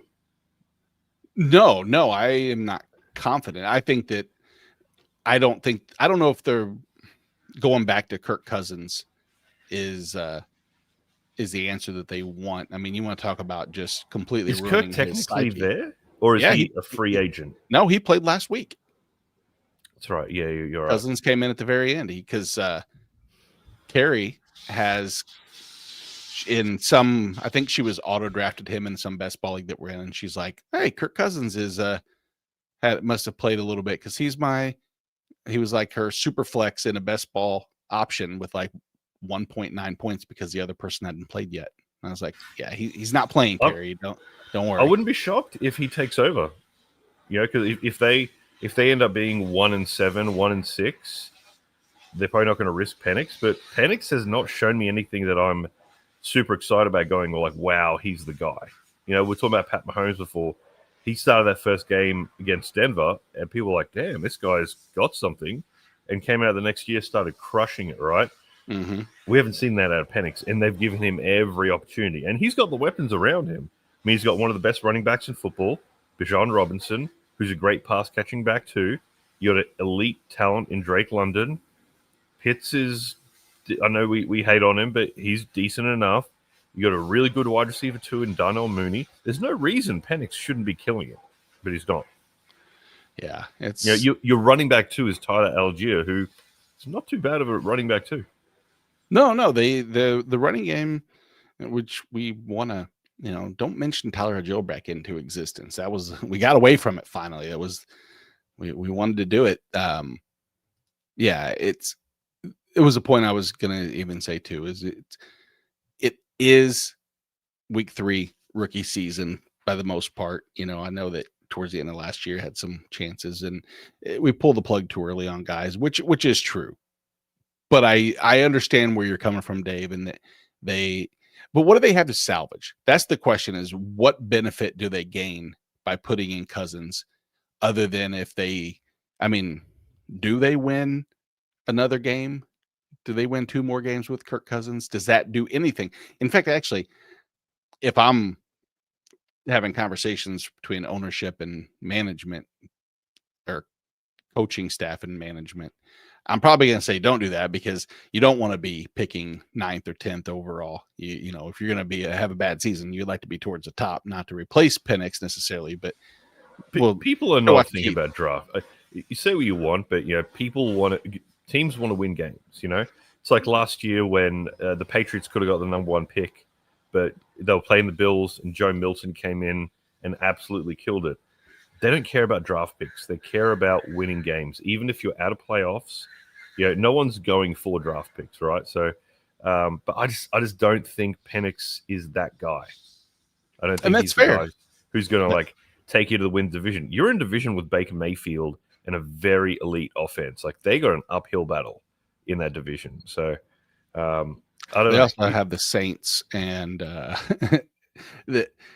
not to say it's a 2-man show. Saints they're definitely they're not threatening a 5-year-old child. No one's getting scared by the Saints, but the Bucks. I mean, they're possible Super Bowl contenders. So Penix has to show that he can be Baker Mayfield elite. I just don't think we've seen that. Yeah, remember Baker Mayfield wasn't really. I mean, we pulled the plug on him in Cleveland really quickly, and then it took. He took them to the playoffs his first year, didn't he? Did he not? Or am I remembering that incorrectly? And they lost against the Chiefs, right? It was that 4th down conversion with who's that backup at the time? Was it Chase Daniels? No, it was oh my gosh. What is his name? Moore or something? Oh my gosh. It was a 4th down play. Yeah, it was. He ran over to the left-hand side of the hash. It was Tyreek Hill who caught it on 4th down. It was 4th and 10 or something. The Chiefs still caught the ball. Well, there was a huge 3rd down play that he picked up the 1st down scrambling. That right after the injury to Mahomes, it was Chad Henne. That's it, Chad Henne. Yeah. So I think that was. I'm pretty sure that was Baker's rookie year. I might be wrong there, but nevertheless, I mean, look, Atlanta has the talent there, but until Penix can get into a rhythm, I don't know if we're going to see any breakouts other than Bijan. Yeah, I never thought we'd be doing this conversation of the comparison between Baker Mayfield and Michael Penix as far as sitting and starting and Kirk Cousins coming in. But let me ask you this. I mean, it's probably too late because he's already started. Would you rather Carson Wentz or Michael Penix? Carson Wentz. That's who I would have started. Yeah.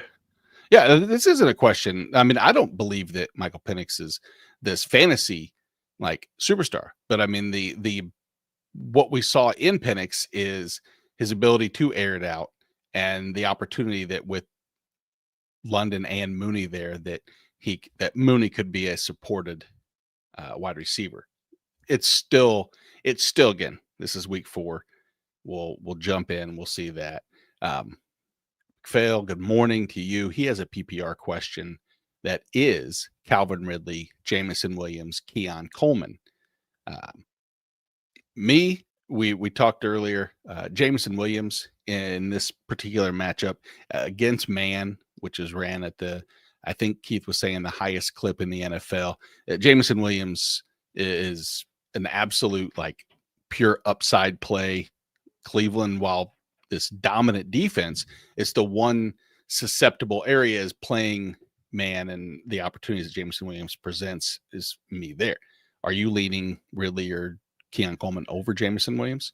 If you're just looking for a solid base, I'm going with Ridley.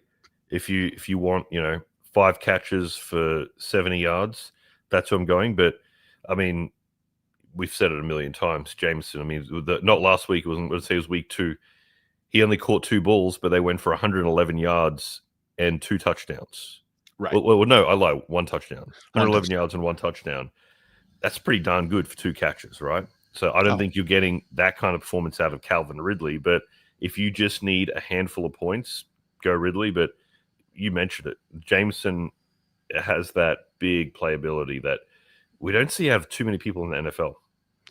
No, exactly. It's pretty much a small little group of people that have that skill set and the opportunity, and then offense that can support it.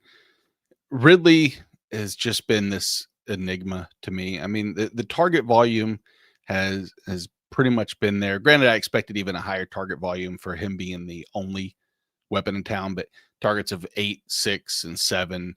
It's just the receptions of 4, 3, and 1, which is block. Because like you said, 5 for 60 is exactly what I would have said. Yep, Calvin Ridley every week. Yet he hasn't touched either one of those two numbers the entire season yet. He hasn't had 5 or 60, but I just have to believe. So did you see Calvin Ridley working with the glasses that they had for him?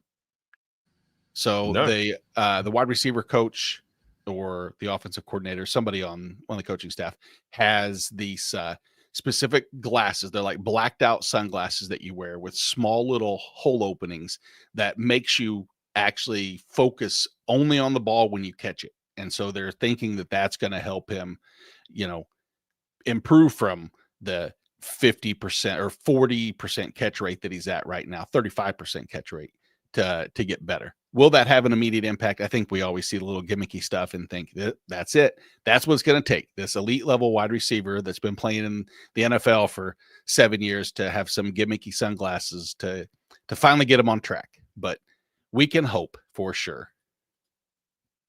Rob Thomas says, good morning. Good morning to you, my man. Hopefully all's going well. Epic Fail, back to you because he has a question as far as a QB2 in a Superflex league. Bryce Young, Trevor Lawrence. Yuck. And yuck is right. I get it. I'm not trying to beat up on it, but I'm there with you because I thought Trevor Lawrence was going to be the steal of the draft as the QB2 in many leagues. Dave? And cut T-Law. Even in a 2 QB league, I'm perfectly okay with cutting him. He's just not. It's like Johnny Manziel. Oh. The reason he was called Johnny College, football, right? So I don't know, man. Like, is there some guys who are just studs in college that just don't pan out? Josh Rosen, stud in college, terrible NFL QB. We need to accept that Trevor Lawrence is that guy. He was absolute stud in college and a below average quarterback. He's not the answer in Jacksonville.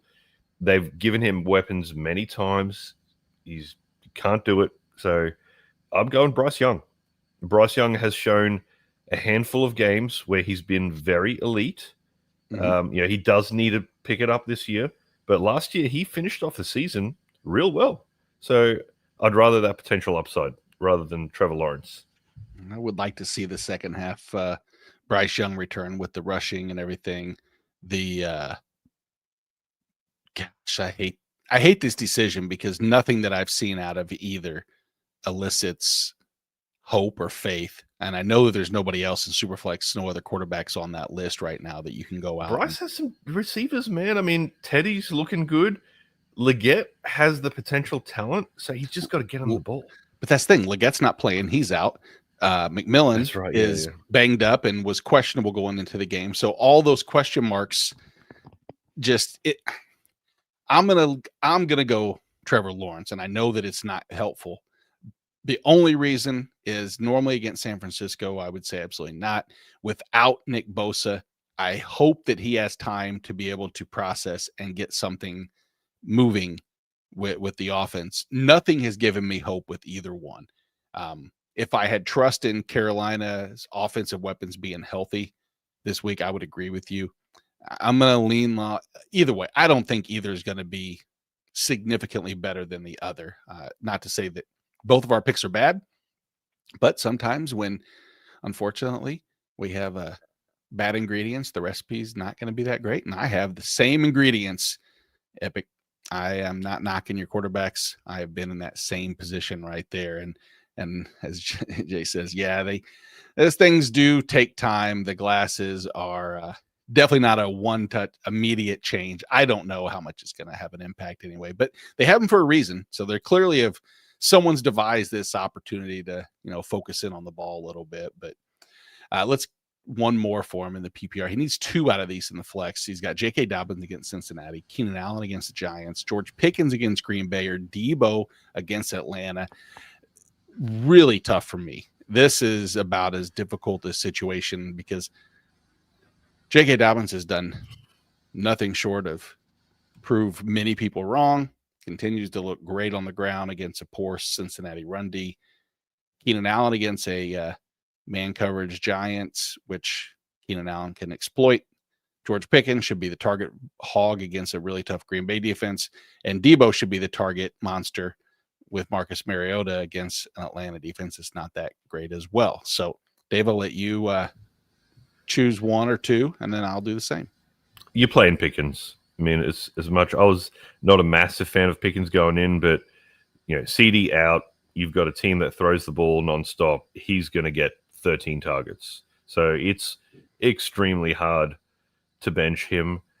I love Dobbins. I have one league where I've got Scatterboo, Dobbins, and Alvin Kamara, and I'm benching Kamara this week. I respect that. Yeah, so I'm a big fan of Dobbins, but in this case, PPR, I'm going to go Keenan Allen because he's going to get you those catches. He might only go for 80 yards and a touchdown, but he'll get 8 or 9 catches doing that. So, like you said, he works. Keenan Allen, in my opinion, purely as a route runner, is the best route runner in the NFL. He's not the fastest guy, not the most elusive, not the most explosive, but as far as clean-cut routes, no one comes close to him. The separation he gets is incredible. So that's why Justin Herbert always looks at him as his number one in the middle of the field. That's why Ladd McConkey's not getting the looks he does. Keenan Allen is that guy. So, PPR, I'm going Keenan Allen, George Pickens. That was a very long answer. No, but it was a good thorough answer because that's what I want to hear the breakdown. It's tricky. The immediate, like, Pickens is the one for me too, and I could see this question asked to 50 different people, and I think we'd probably get 50 different answers because I know the feelings on George Pickens are mixed. Yes, should have done more with what he's had so far. Nothing exciting. He's kind of a head case. Green Bay's tough, but I think that I think it's the target allocation, despite Keontae Turpin and Javonte Williams' involvement, etc. I think it's Jake Ferguson and George Pickens, probably 48 to 50% of the total target volume should go to those two players. That being said, number two is the trickier one because as much as I do love Keenan Allen against a really heavy man coverage New York Giants team, there's one area that has me a little concerned about the Chargers pass offense is Trey Pipkins, their starting guard, is out. And when they moved over, drawing a blank, they moved a tackle into the guard spot and brought up a secondary tackle. The pass protection struggled as a result. Now, that being said, Keenan got sacked 5 times. He got sacked last week. And he still put up good numbers. That was a surprise. So, but he's not going to be putting up 300 yards when getting sacked 5 times a game. And I think that's why Keenan Allen was getting looked at so much because he had no time. And that's what makes me wonder, like, this same conversation when we were talking earlier about Quentin Johnson is probably when I should have brought this up of why maybe I wasn't choosing Quentin Johnson. The time might not be there for routes to develop for Quentin Johnson necessarily deep, but Keenan Allen should be a good recipient of a safe, consistent target via. I'm going to agree with you. That way we can be in consensus here. Keenan Allen, George Pickens, just get ready for, here comes J.K. Dobbins, 102 touchdown game, and Debo's going to have 4 carries for 55 yards somehow. And Dobbins needs more touches. He needs more touches, man. I mean, he's working magic with the 12 touches a game he's getting. You give that guy 20, 25, you'll have a 120-yard, 1 or 2 touchdown guy. So I love the talent in Harvey. And, Bidet is a decent change of pace guy, but they need a 1 there, not a 1A, 1B with Harvey and Dobbins. Yeah, that's been Sean Payton's MO. He loves having 2. And it's, is there success with Sean Payton? Of course, there's been success with Sean Payton. Does it mean that he couldn't get more out of Dobbins alone? 100%. I agree with that statement completely. On that note, need to move him up 1 spot in my rankings because that's only fair. You've talked me into doing so. Congratulations, Dave. I want to jump to the next game, which while there's not a ton to talk about as far as on one side of the ball, really on the other, there is kind of limited or consolidated. But New Orleans at Buffalo, 48 over under. Obviously 47.5 of those probably to Buffalo. And I think New Orleans might score. But Chris Olave, regardless of the offensive output, wow. I mean, on pace for over 200 targets, on pace for under 1,000 yards. What the word dichotomy, I think, is the one that keep wanting to use there. I'm shocked Rattler crazy. is the QB there. That system is designed for a pocket quarterback, and he's not very good. It's as simple as that, and their run game is just Alvin Kamara, which everyone knows that they're going to block the run, and receiving. Other than Olave, there's really not much there other than Juwan Johnson. Yeah, Juwan Johnson's been great. Yeah, he's been good. He has been good, but Rattler's not winning them any divisions anytime soon. No. So and Tyler Shuck isn't either. No, but they need a QB. I mean, like I said, we talked about Russell Wilson before. I think Russell Wilson does great in that system if he goes down. I mean, look at what Wilson did with Scatterboo last week. He's really good at those little tiny chunk plays. So yeah, it's a matter of time before Rattler is benched. How long? I'm not sure. Yeah, I'm not sure either, because from a fantasy perspective, you could do worse than Spencer Rattler. You don't want him, but just the rushing, the scrambling, the inability to to read defense as well, and having to rely on his athleticism it's a bad recipe for football, good recipe for fantasy sometimes. Well, let me ask you this. We spoke about him before. Bryce Young, T. Law, or Rattler? Rank them. T. Law, Young, Rattler, in that order. I don't like the matchup against Buffalo, even though I think Buffalo will get up early and they're just going to have to air it out. I don't think airing it out has resulted in anything. I mean, they're airing it out as to Chris Olave 13 times for 9 catches and 56 yards. That's not successful. People think a team that's behind is a good fantasy outcome. It's a terrible one because you've eliminated a component of the game being the run game. When you're down by 3 touchdowns, they know you're not just pounding the rock, right? So defenses will change and they'll shift to more of a pass protection system rather than a run block, right? So that's, if you're in a close game, you have a team that's a score down, different situation, right? Yeah. But rarely do you see a quarterback go for 400 yards when they're down by 3 touchdowns. And unfortunately, the Saints are just a down by 3 touchdown team. I will tell you what, Blake Bortles begs to differ. He is the one that there is exceptions. Fair enough. Maybe and maybe exception, maybe singular exception, because I think that's Jameis Winston in Tampa. Jameis Winston. Even the only reason they were trailing is because he threw 30 interceptions in the season and 12 of them went back for pick sixes, and so he was a chucker. Season. That was you would start off every single week with two interceptions. You look at your score, go, I'm not worried. I know I'm going to have exactly. I'll get 400 yards and 4 touchdowns. Which is why I really was hoping, and I'm very excited for Jackson Dart. I think that game is in week 1. It was Carolina and the Chargers, I believe, was the week 1 matchup that I was extremely excited to watch. This week, it's that Giants Chargers game. And I want to see all those weapons, but boy, I really wish it would have been Jameis Winston that they had switched to, just for my Malik Neighbors shares, just for my Wan'Dale Robinson shares, and see how that would have panned out, because we know he's a chucker. And I like Jameson Winston.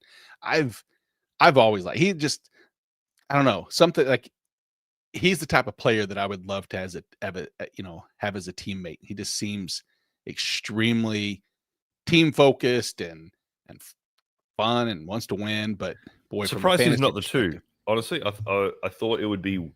I'm not shocked that Wilson won the starting job. I am shocked that Jameis Winston is the 3.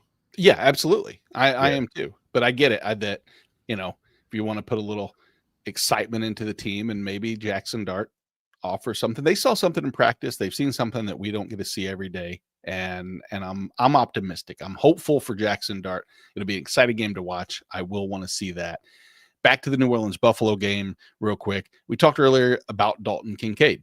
I mentioned the 50% of the snaps that he's seeing and production as a result thereof.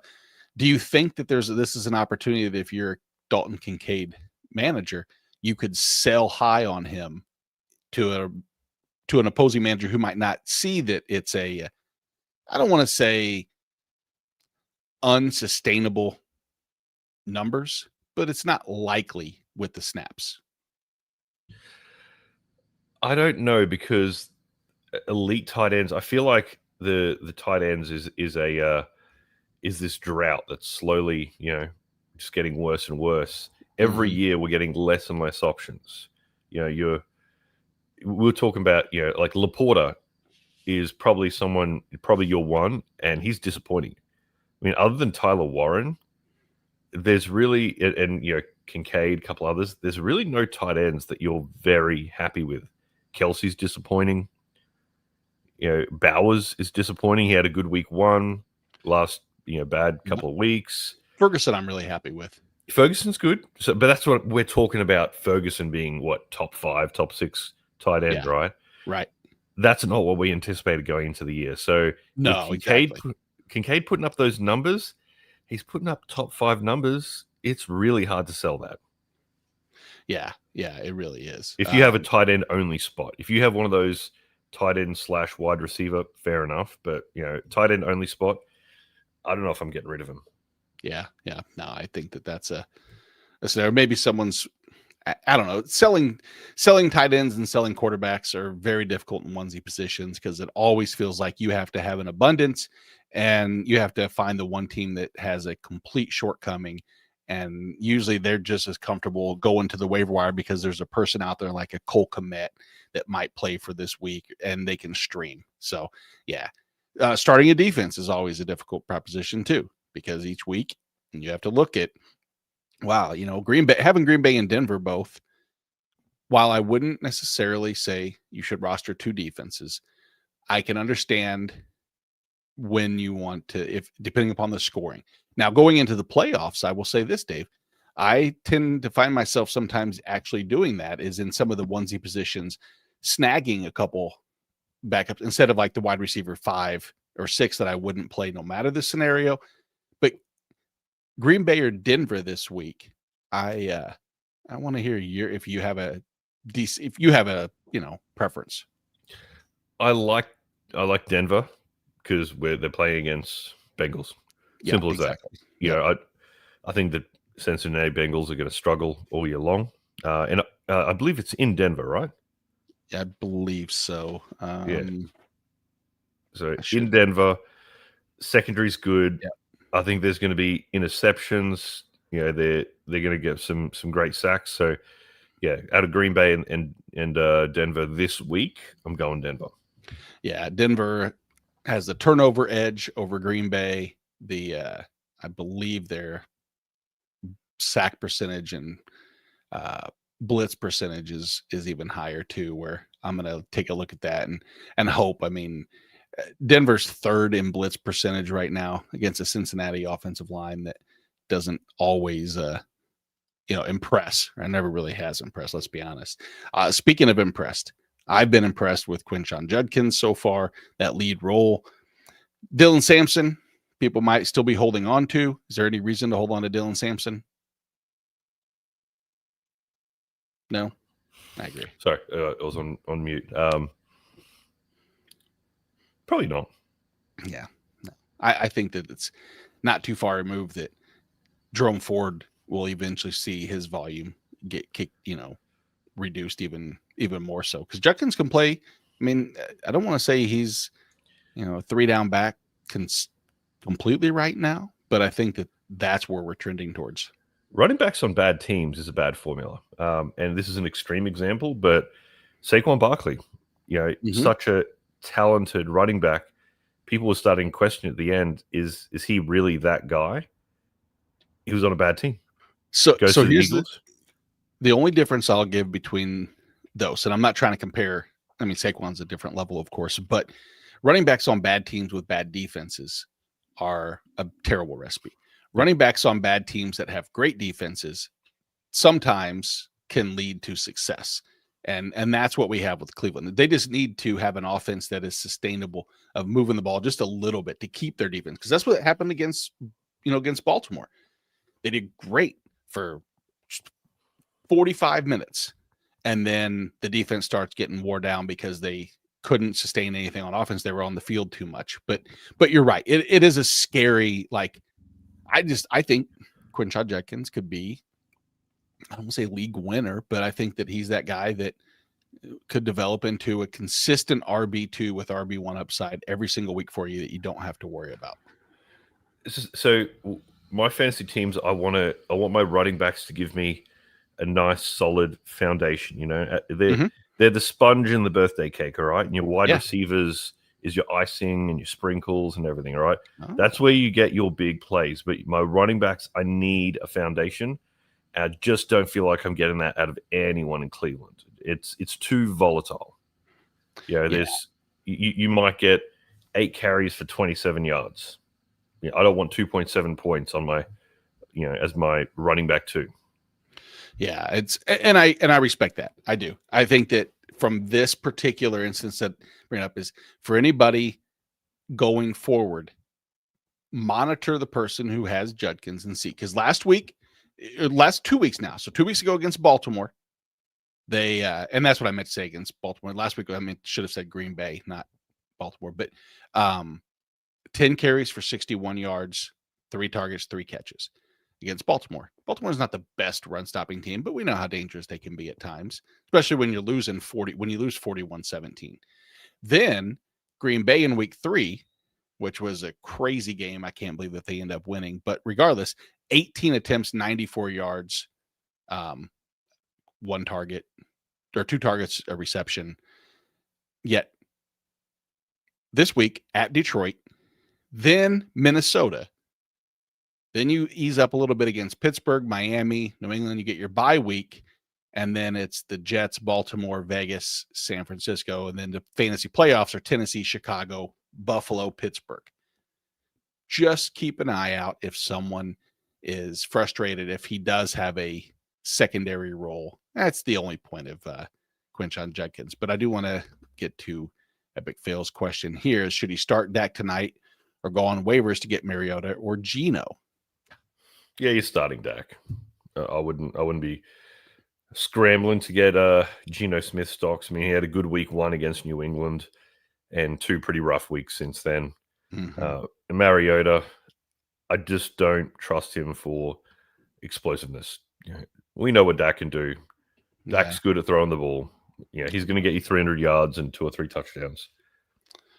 Yeah, I got to say, the Dak decision is one that's kind of haunted me this week because I don't want to sit him because I know that the 280, 302 game is potential, is potentially there. I do like Mariota. I will say I don't love what he does for the team necessarily. Like, I don't think he puts the Falcons in a winning spot, but I think that 40 yards on the ground, 200 in the air, a touchdown or 2 is a possibility against a Washington defense that is susceptible to that. But I think you would regret not having Dak in, assuming, that you just won't know. That's the problem. You won't know if you're down or up, and Mariota plays at noon. So, yeah, I'm going to stick with Dak there for sure. Or not even for sure, just to agree with you, because I have them going as well, and I want the success. So maybe that positivity will breed success for my teams. And the only one I didn't start Dak in is because I have Justin Herbert in one of the 14-team Kings Classic leagues. So I'm clearly going to be comfortable starting Herbert there. On the other side, against that Cleveland-Detroit game, we talked about Jameson Williams quite a bit, hoping to see an uptick in targets. This is definitely that situation. Here's something interesting. I am not recommending David Montgomery this week. I think that one of the best run defenses in the NFL. Obviously, both running backs are capable. If you get to the red zone, David Montgomery turns into an immediate threat. But am I crazy on a scale of 1 to 10 for recommending to sit David Montgomery if you have better options? No, I mean, he's a great goal line back. He is efficient, but his touches are limited. If David Montgomery had more touches, I'd be okay with it. But, it wouldn't shock me if he only gets 8 carries, 9 carries, something like that. So I just really don't want that risk. That's all it is. So I don't know how much they're going to need him. Last week, they were up so much, they were just pounding the rock. They're not going to risk Jahmyr Gibbs. So for that reason, he got a lot of looks. I don't know if he gets that this week. Yeah, hell, he had a 70-plus yard run last week.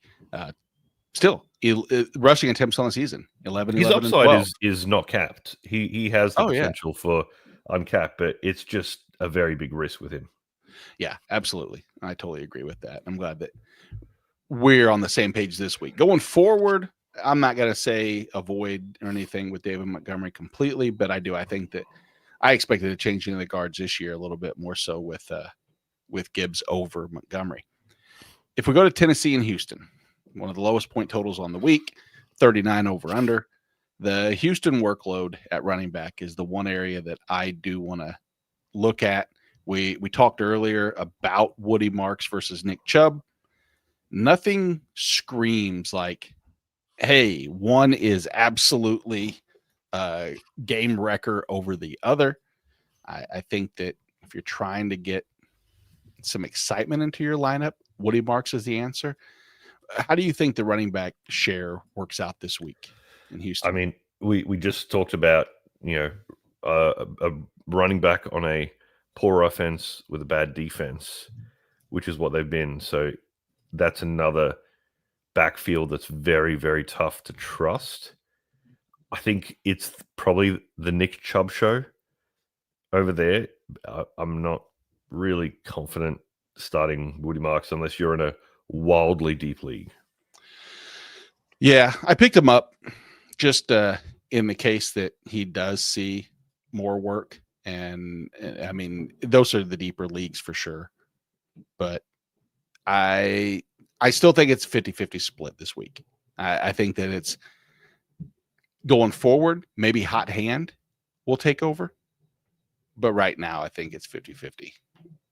On the Houston side, on the Tennessee side, I think we've kind of talked a lot about what our expectations are. We really don't know what to take with Calvin Ridley's usage and how we can improve from the wide receiver 76.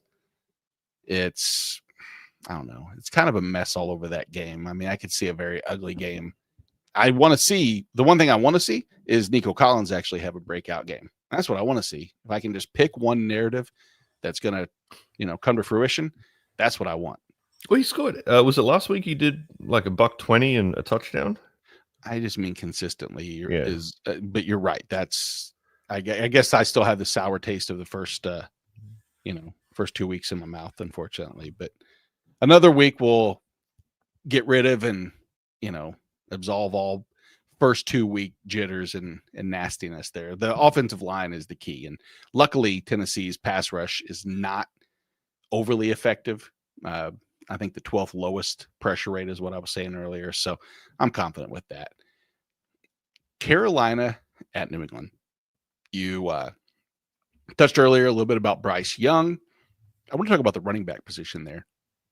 And Chuba Hubbard, who is not, but yeah, I mean, he is a volume and touchdown dependent running back. There's no doubt about that. Nothing super crazy, outlandish with his skill set. Do you think there's an opportunity that Rico Dowdle continues to eat into his workload? And if that's the case, do you try to sell? I don't want to call it high, but do you just want to sell on Hubbard? Who's buying Hubbard? That's a great question. I guess, commodities are only as good as how many buyers are out there. But somebody's, you don't know until you ask, I guess. But What are you getting for Hubbard right now? Are you getting a Dalton Kincaid? Well, he's the RB11 on the season. So, I mean, Yeah. Okay. I mean, it's definitely a decent point. I'm not confident starting Hubbard every week. I think he's been efficient this last few, but I don't know if that stays the same. And you hit the nail on the head. You've also got Rico Dowdle there. Does he start eating into his time? Do they play the hot hand approach? It's just very, very volatile there. yeah, I don't like it myself. I don't have any Hubbard though too, which makes it easy for me to be the advocator of selling because I don't have to actually watch it week in and week out. And is he? I said he's the RB11. I think just on the week. I think he's the RB14 on the season. But still, I mean, even then, you're talking top, RB1, RB2 range. But you're right. Those questions, the start sits, and or the sell questions are always really difficult if we don't have an actual proposition on the table. So where it says, so this is what it's like not to be on the show. Feels weird. Well, come back on the show. Man, that's easy. Heck, anybody. If anybody's wants to jump on, we'll entertain. We'll let people come on. Me and Dave we won't bite. We got another half an hour. Well, Dave does, but yeah, it's okay. He means well. Sorry, I lost track of where I was at on here. That's one thing I like about having Jorge on here, though, is me trying to hit all these buttons and have a mouse that's hovering around like 2 to 3% left. Here, Apple, if you can hear me out, if you're listening, anybody with Apple production, if you could make a mouse that you don't have to plug in the cord to the bottom of the mouse and completely make it useless, that would be helpful. Thanks for listening. This is my TED Talk to Apple. I'm sure that they're listening to Fantasy Talk right now. What would I don't like MacBooks, man. Not a fan of them. I've got an iPhone, but I can't do a MacBook. Yeah. I have to go desktop. Well, I have a desktop. I have I can't turn it around because we were joking when we said come back on. Well, now I feel awkward because I'm back on, and now I have to awkwardly dismiss myself. But yeah, we kind of uninvited. Well, Andy will be here in a few minutes, so maybe he'll be the happy third one. You guys have been killing it this morning. Thank you very much. Great job. Hey, all we're doing is talking about Los Angeles Chargers and New York Giants right now. That's a game that I alluded to earlier, Jorge, and I said I thought that's one of the games that I want to watch the most just because it's for all fantasy and different formats, from IDP to Dynasty to Redraft. You've got the Abdul Carter, Brian Burns versus a depleted Chargers offensive line. You've got Omarion Hampton. You've got Jackson Dart. You've got Cam Scatabo. The pieces and everybody are all around. Jackson Dart. Let me give you guys an over-under on the QB finish this week. Over-under QB 14. So I say under. Let me pull up where I have him. Right, which, by the way, if you're Jackson Dart, are you like, God damn it, Brian Dable, you couldn't have waited till 1 week after I faced one of the league's top defenses before I started my very first game of the NFL. So thanks a lot, Jackson. Exactly. You know what I mean? Brian? Yeah. Speaking of Andy, there's Andy. Andy. Hey, hi. Hey, fellas. Hello, Nate. How are you? How you feeling? I'm feeling great. Good. Yeah, I blame Carrie directly. She got me sick. We had the ick, but nothing like watching an entire week of football from home, which last week wasn't so great, but at least for us it wasn't. I don't know how you guys feel. You were definitely happy, Andy. That was the Ben Johnson effect that I think you were waiting on. Yeah, this weekend is shaping up differently for me, but last weekend I had both an Iowa win and a Bears win, which I mean, that we don't double up like that very often. So that was pretty exciting around here. Well, I'm excited because Penn State lost, and my wife is a hardcore Penn Stater, and I'm a Terrapin fan. So having that Big Ten trash talking. The Maryland's not one to talk yet, so I guess I can't really talk too much. But also, that game and its magical environment were just a little bit overhyped for me, right? Like the Have you been to a whiteout lasted game? like 5 or 6 days. Have you been to a whiteout game, Andy? I have never been. I mean, I have been to games where Similar? essentially the same, like blackout games in okay. Iowa City. I mean, it's not it's not the first of its kind. True, that's fair You would point. think it is based off of Yeah. they do claim it as this is our thing and everybody else is kind of ripping it off. I did watch a video of a girl, one of probably like 15 girls that rushed the field afterwards and didn't get tackled by anybody. This is an Oregon fan in Happy Valley. I was waiting for that video to turn really bad when clipped by one of the security guards or whatever. Which, speaking of that, how did the receivers or the players in the end zone in the Florida State game walk away from that without an injury? That was insane. That was I've never absolutely crazy. And it had me immediately thinking of the where was it? Was it Indiana? Was it Maryland? Wherever like Caitlin Clark got knocked off her feet a couple of years ago, which of course could have been a turning point in the entire collegiate season. Like, I don't know, you gotta keep people a little bit safer than that. I don't know whether to be impressed with that callback or insulted that you had to like use Maryland as a potential location for. For assault, Maryland was a For good assault. team. I was trying to think of the road environments in which they might have actually lost, and Maryland was one of them. So it was flattery. It was Okay, I'll take. Okay, well, you know, I was confused. I didn't know which way to take it, but thank you very much It for. was Michigan State. I don't even remember where it was, but it was too close a call. Right. Sorry, Indiana State Sycamore fans. We didn't mean to insult you. That it wasn't your home venue, that you were not storming the field, but they also wouldn't have, or the court, I guess. Sorry, they wouldn't have. We almost had a second Kenny Gainwell touchdown there. Oh my gosh, really? Yeah. Okay, so that's the worst part is I'm not watching anything. Has Caleb Johnson touched the ball more than 3 times? Oh, it's breakout week. He's got 2 carries for 3 yards already. Love it. So we got a question here from Epic Fail in the chat. He says it's a waiver question. Who would you drop first for Kayshon Boutte? Amari DeMercado or Torrey Horton? I'm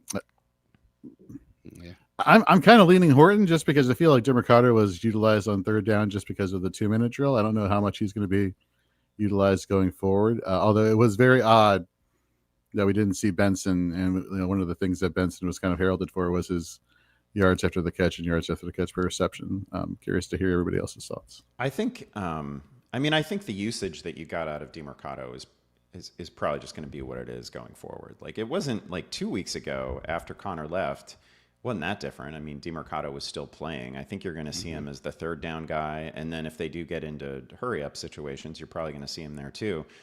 I thought Benson looked really good. It just didn't amount to much of anything in the box score. So I coming off that game, I wouldn't have gone into it thinking, oh man, I'm getting 95% of the snaps from Trey Benson. I never thought that was in the cards, but I think I'd be feeling pretty good overall about the usage. So this question kind of comes down to like where you're just going to have to look ahead a few weeks to where you're actually going to need the help as we get into the buys. I can imagine, it wouldn't be great, but I can imagine playing DeMercado if I absolutely needed, if I needed a second running back during a particularly nasty bye week. I don't have a strong lean on this. I think Horton's good. I think Horton's going to be really good over time, but I also think that if everything goes according to script for Seattle in a game, they're throwing the ball like 18 times. Exactly. I don't think that's how they should play. I think their receiving core is better than that. But it is pretty clearly, I don't know. I was kind of laughing off the possibility that they would be this type of team in the preseason, but it appears they are this type of team. I like how you threw out the name Benson, followed it up with in the cards. I see what you did there because he's a card. It did not escape me there, Andy, in case that was the intention or not. And if we want to look ahead, granted, going into bye weeks and beyond, I was hoping to see when I clicked on Arizona's schedule to see a number of teams that were going to just be ahead and or put them in more of a chasing position. But unfortunately, it's Tennessee, Indianapolis. I mean, Green Bay, of course, their bye week. Dallas, and like Seattle, San Francisco, Jacksonville, Tampa. I mean, a lot of games that honestly makes me want to be more of a buyer of Trey Benson if the opportunity arises, because I could see him considerably, controlling a lot of those games, at least the game narratives. Wasn't Seattle like one of the teams that allowed the fewest yards per carry to running backs, also like in the top 5? So I feel like that was not unexpected. They had not allowed a rushing touchdown. Right, there you go. That's 3.2 yards per carry, something like that. Yeah, really stingy. So it was like one of those things I think we were saying on Fourth and Frames on Wednesday. Like somebody was like somebody else who is facing a really tough run defense and Trey Benson, and it was one of those questions where you have to answer Benson, but you may want to temper some expectations as far as what you're getting into considering the matchup. Guys, we have 2 Kenny Gainwell touchdowns I know. I just saw that. The world is a tricky, interesting place, I got to say. Wow. Yep. That is against, I did avoid every single situation. Like there's one league that I have no choice but to start Kenneth Gainwell, which is really gross that I put myself in that position. That's bad drafting. I should never pat myself on the back for having to do that, but I mean it's just. So there's a league that I only got myself into because it was like 2:45 in the morning in Canton, Ohio. It was that final night, and some guy was like, could barely spit the words out, but was like, "It'd be so great if you would join our league." And I was like, "Sure, I'll join your league. It's almost 3:00. I'll say yes to anything." And so I got in this dumb league, and it's fun group of guys and all that. But it was one of those things that was like the last draft of draft season for me. So I'm like, I'm just gonna make this my first 0 RB team, and I'm gonna get a bunch of guys that I don't have in any other leagues like that. And it's terrible. It's an absolutely terrible team. But it does have Kenny Gainwell on it because he was like my last, 0 RB flyer, and I'm starting him this week. And I absolutely do not deserve to win with this team, but it's going to work out. That's how it's done. Drunk at Canton, drafting on a hell yeah last minute. That seems successful. Speaking of cool groups to be a part of, what is a really interesting fan base? The European contingent. I know that's a very broad statement, but like European contingents of different fantasy football leagues. Like we have somebody in our Discord who is in Serbia.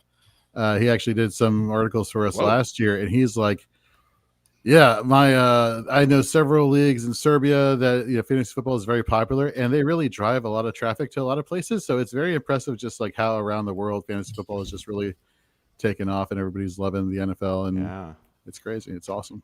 Are you saying that we're number 1 in Serbia? Fantasy and Frames is Serbia's go-to for fantasy football. That's content? Right. And he's also the producer of Iron Chef over in Serbia, the Serbian edition of it. So. I was like, I didn't know that they had different How do it? Everything is just new to me, learning about all this stuff. So shout out to all the European and Eastern European leagues there. I'm making a note not to make any Serbia jokes or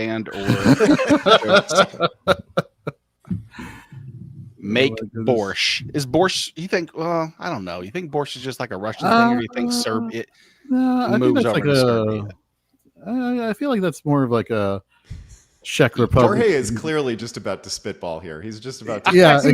try to exactly. make it sound definitive. Well, I mean, it was started, I guess, technically Eastern Bloc, but by 1974, really didn't. Really took off. Yeah, did. Yeah. I had to Google what that is. Borscht? I don't know if it's. I don't know if it's good. There's a question of the. How? Yeah, Caleb was droppable 2 weeks ago, right? Like, I'm about as big a Caleb Johnson apologist as you're going to find, and he'll never buy another drink in Iowa City. He was a hero last year, but this just could not have gone worse for him.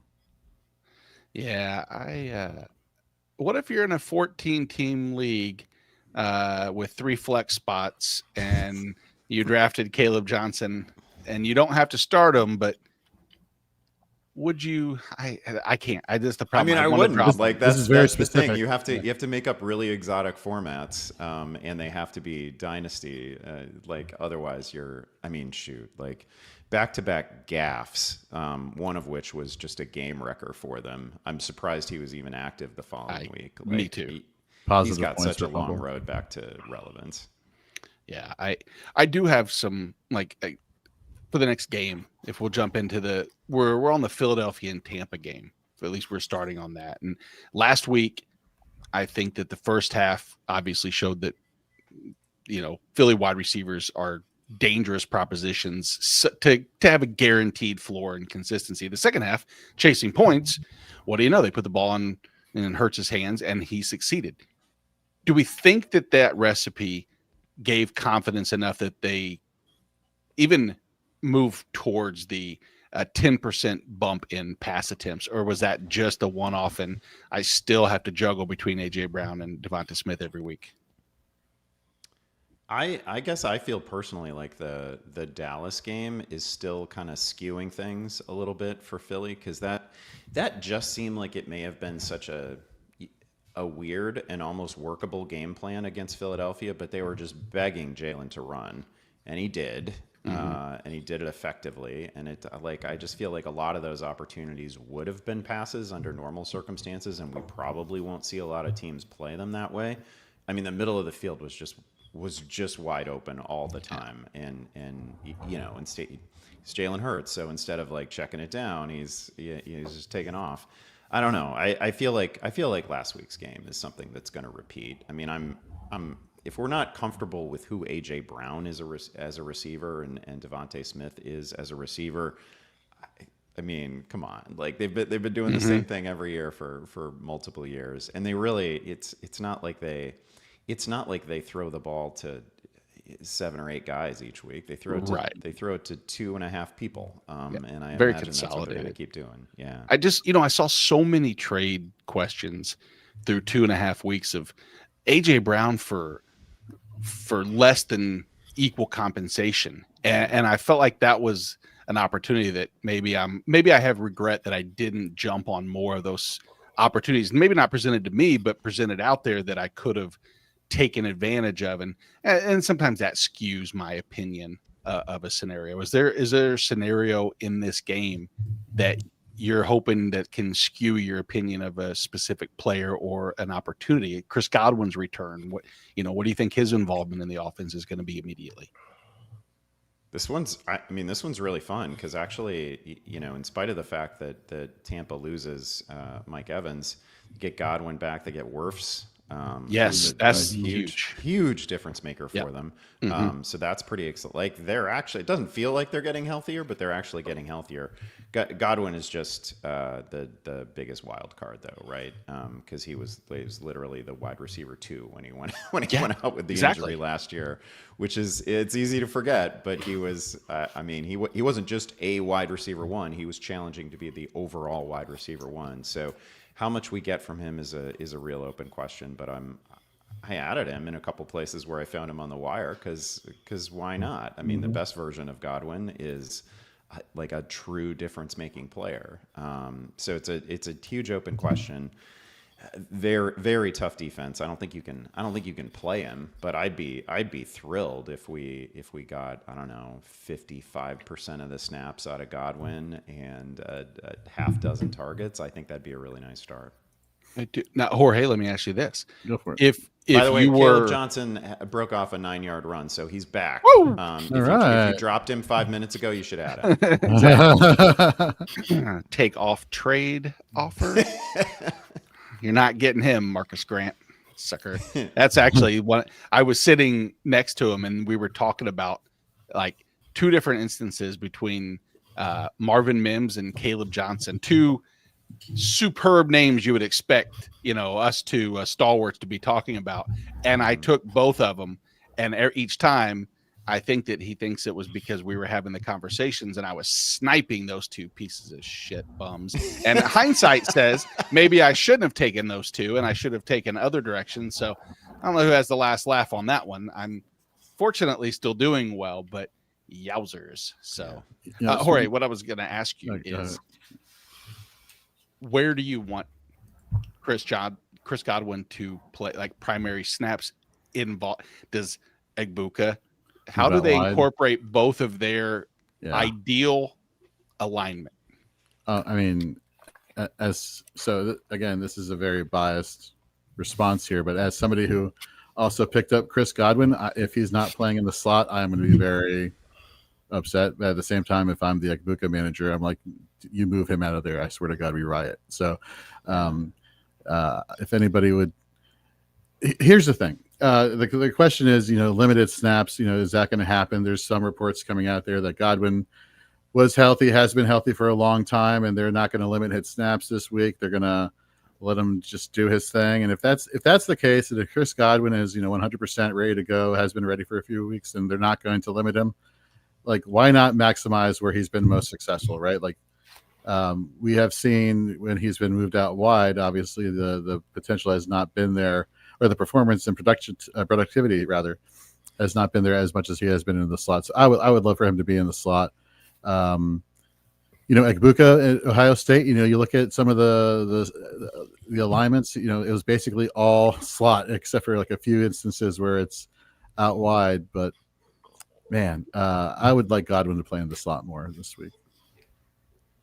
David, yeah, it's just then the flip side is you're asking a rookie to play outside there. Yeah. I hate it. I don't like it, but we saw Sterling Shepard play. So you have three guys that is on the field at one particular time whose greatest asset to the team is probably playing in the slot. So it's I don't know if you consider Sterling Shepard's involvement as an asset, but it is when you lose Mike Evans and you have to have healthy bodies. I don't know if there's anything else with the Philly Tampa game necessarily that really gives me foresight. Philly should be 1-2, man. I mean, they should have lost against the Cowboys, and last week was a fluke. So I feel like people are giving them a bit too much credit. They're playing average, if we're being completely sincere. Yes, their record is 3-0, but I think sometimes we naturally overinflate fantasy players' talents on teams that have good records anyway. But I'm concerned. I think Devontae Smith is very boom or bust this year. I will say for the Tampa game, there's one obscure name I kind of want to throw out there, and that is, does K-Dot see an increase in involvement in this offense just because of Mike Evans being down, and how much are we really relying on Sterling Shepard, especially with the two primary options being on the field. Another thing is Bucky Irving. Like, Rachaad White's snaps went from in the high 20s to very higher last week. I shouldn't say that high. It wasn't too high, but he had that rushing touchdown. He had the attempts within the 5-yard line. So, but you look at Bucky Irving on the other hand, like on the season, he has dominated snaps. He's dominated targets, receptions. It's just we're not seeing the Bucky Irving that we drafted as like a high second-round pick in our drafts this year. And to your all's point about Tristan Wirfs coming back, like, does that help out the run game that you're getting, one of your best offensive linemen back there?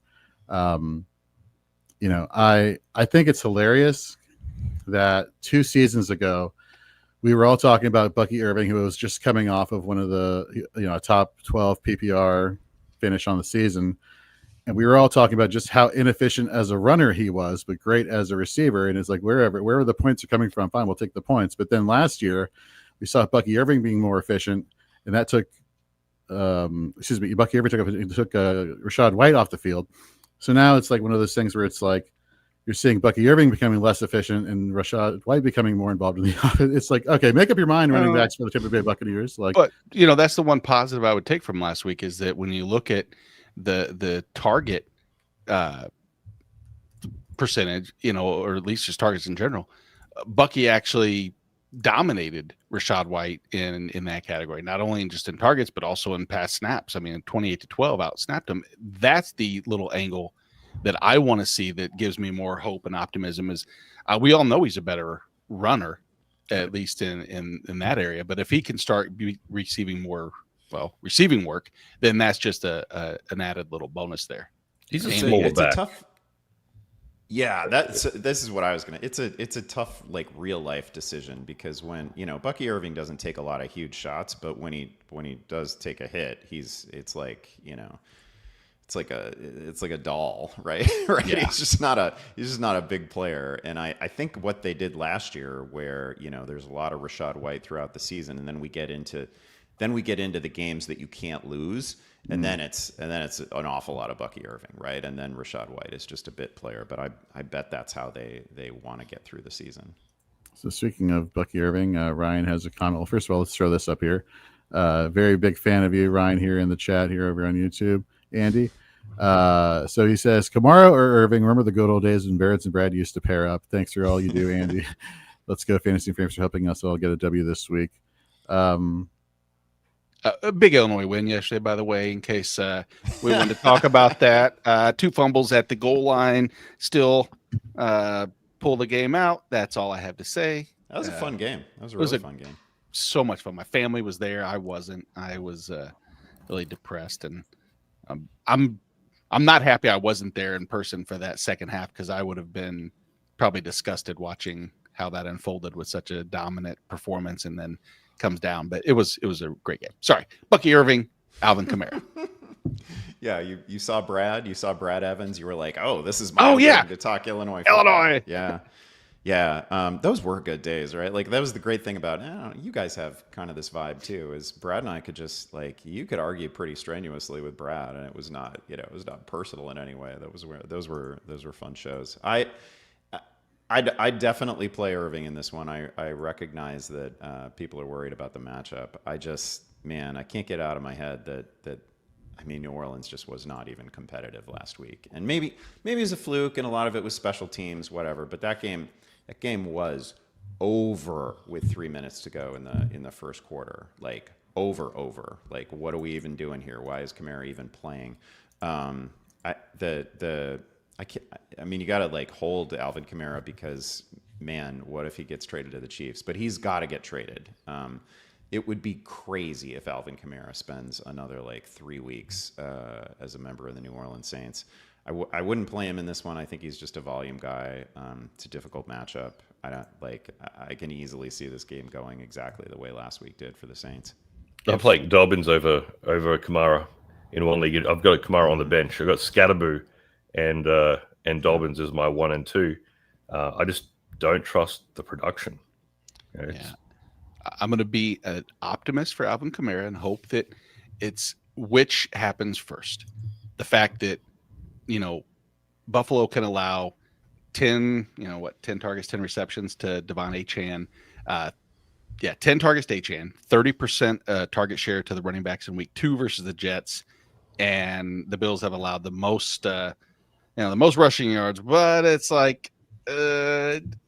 does New Orleans actually pass the ball to Alvin Kamara? It's hard to get 10 targets if your quarterback doesn't throw the ball to said running back. And we have seen 1 week out of 3 where they've involved him at all. Achane's also just so weird. I know. And the usage is so weird. And even a bunch of his carries are actually swing passes, right? It's just that's a weird player. He really mucks things up when you're looking at year-to-date stats. No, I pick stats that help my narrative because I have so much Alvin Kamara. Let me help myself, Andy. Yeah. You and your I'm trying to help you. I'm trying to get Kamara to the Chiefs. I'm doing everything I can to make it happen. I think he's still got some juice. I think he looks fine.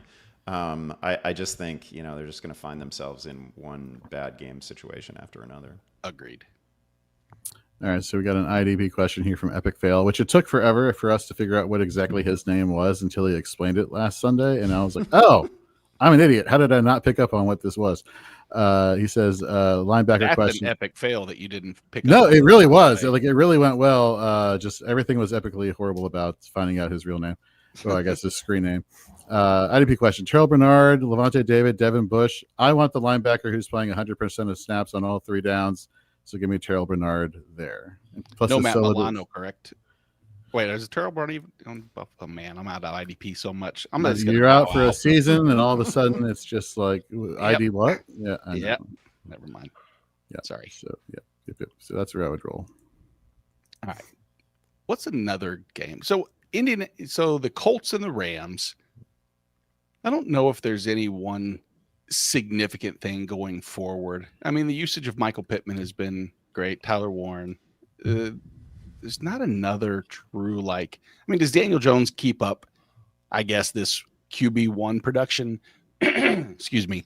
All season, is it somebody that you're actively trying to get, shares of or into your lineup? I mean, it's the quarterback position. It's kind of tricky through 3 weeks to make a definitive stand for someone like Daniel Jones. I just traded him in a dynasty league in which I'm tanking, and there was some enthusiasm for him too. I mean, I had him on a good contract. It's the kind of league where we contracts and years under contract, and it was a good situation. But I don't know. He's definitely got some trade appeal for people. And honestly, after that, after the performance against Denver, I'd feel pretty good about it. This is another tough one.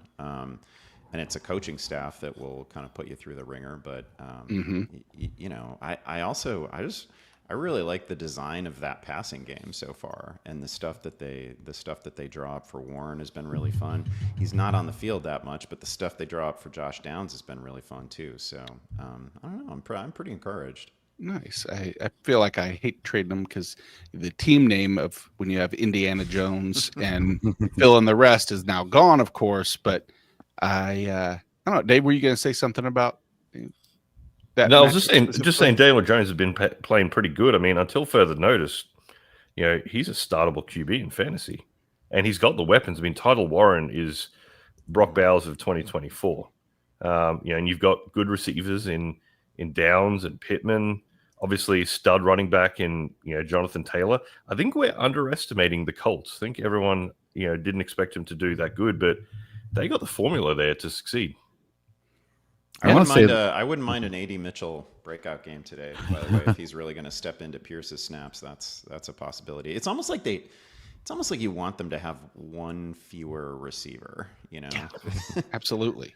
You got what you wanted is no Anthony Richardson for your fantasy value of the accompanying people, and then now you just have this, and unfortunately, it was all receivers that did their one role well enough that any given game plan per week could funnel passes to them and then completely render them useless the next week. It's like stupid, actually good composed football teams you don't want for fantasy. It's like I want isolation and consolidation of all my targets, which if we go to Jacksonville, San Francisco, consolidation of targets in Jacksonville should be easier when you take Travis Hunter off the field a little bit more. Is that concerning you guys, that his offensive snaps, is that a product of the offense? Is that a product of the coaching staff saying, hey, he's actually being more valuable on the defense than what they had expected? Because he did. I think he had 7 tackles last week on defense, if I'm not mistaken, Jorge. Let me pull that up right now. Well, just assume it's 7. And then I'll ask Andy if you. I mean, if it's 7 tackles, that also means they're picking on you a little bit, which is surprising. See, that's IDP knowledge right there. It looks like Andy's signing up for content for IDP. Oh yeah, I don't fully know the IDP game, but I do. Back in the day when I had multiple IDP leagues, I do remember that the better the cornerback, the less interesting they were in IDP because they're never tackling anybody because we're never throwing to them. Can I quickly go back to the Rams and Colts game real quick? Sure. So I was just surprised. I shouldn't say I was surprised, but Michael Pittman and what he's been able to do so far this year has been phenomenal for the Colts. You look at, a lot of his, efficiency metrics, for Colts receivers, he's the number 1 first read option, missed tackles forced per reception. And that's kind of the one metric I wanted to focus on because he should be lining up against Emmanuel Forbes that A.J. Brown in the second half last week just utterly took to the woodshed. And you look at some of the abilities for, Pittman to not just be that deep threat, but to get those intermediate passes. And against this cornerback, take it upfield for a lot of yards after the catch, I believe. And it's everybody's like last year, he had, we saw the increase in targets up until last year. Then last year, the broken back, which everybody keeps forgetting. Dude had a broken freaking back. Like, let's cut up some slack. And, Daniel Jones has been his saving grace. Words I never thought I'd ever say in reference to Michael Pittman's upside, but he's somebody that I think was probably is one of those wide receivers that we'll be saying at the end of the season, was probably one of the better values at the position. Yeah, I thought it was interesting when I found out that Tyler Warren leads all wide receivers and tight ends in yards after the catch, which never. I mean, all these little factors help make that offense move and consistently move the chains and put them in positions to be successful and not put too much weight on Daniel Jones's shoulder. Well, also yards after the catch is often a quarterback stat too, right? And it's like a design of the offense stat. I mean, it's Tyler Warren's great, but that's not something that just in isolation is solely the responsibility of the receiver. Right. I think it really speaks to how well Jones has played. Like the ball placement on some of these throws is very un-Jones like. It's been legit good.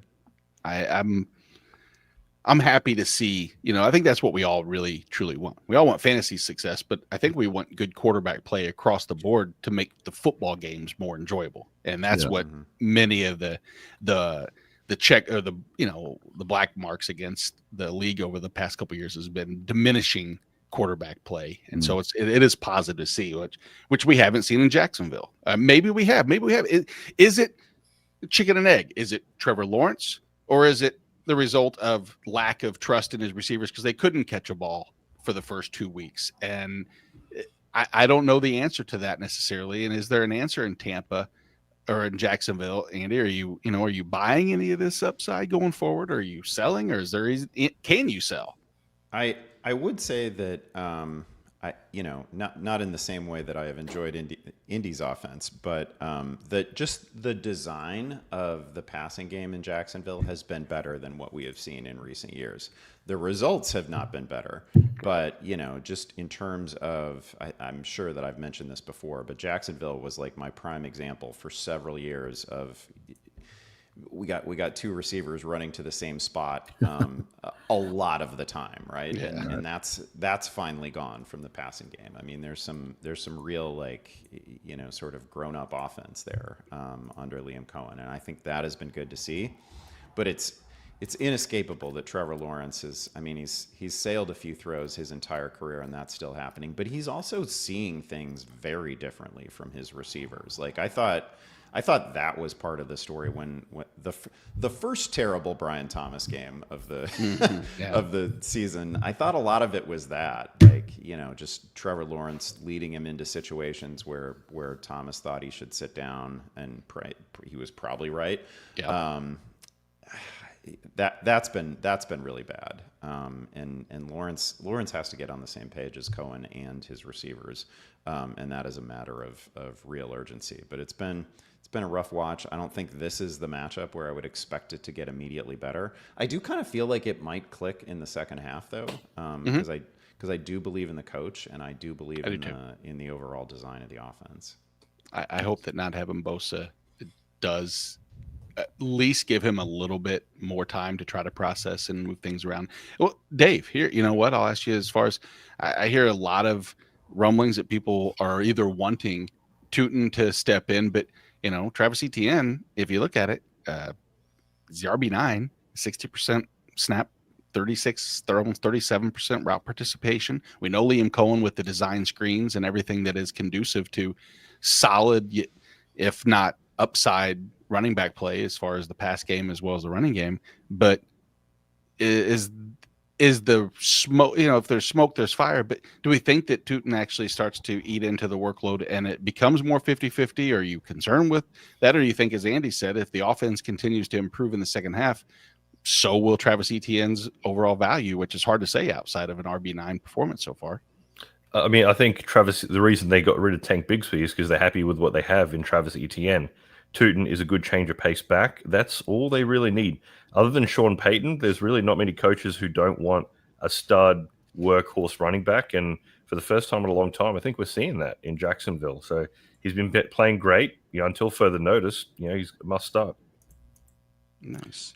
In Dynasty, I'm trying to capitalize on everything that's happening just because, and pull off a trade for trading away ETN for some assets there. Because, when you look at the you look at last week, like you're alluding to, we saw Travis Etienne snap percentage, but you saw the touch percentage for Tootin, and then even LaQuint Allen got in on this. Like, this is trending in a direction that I don't know whether or not long term you're going to see success. And if you do in a redraft league, I'm not saying in redraft trade away Etienne just because Tootin and LaQuint Allen got involved in week 3.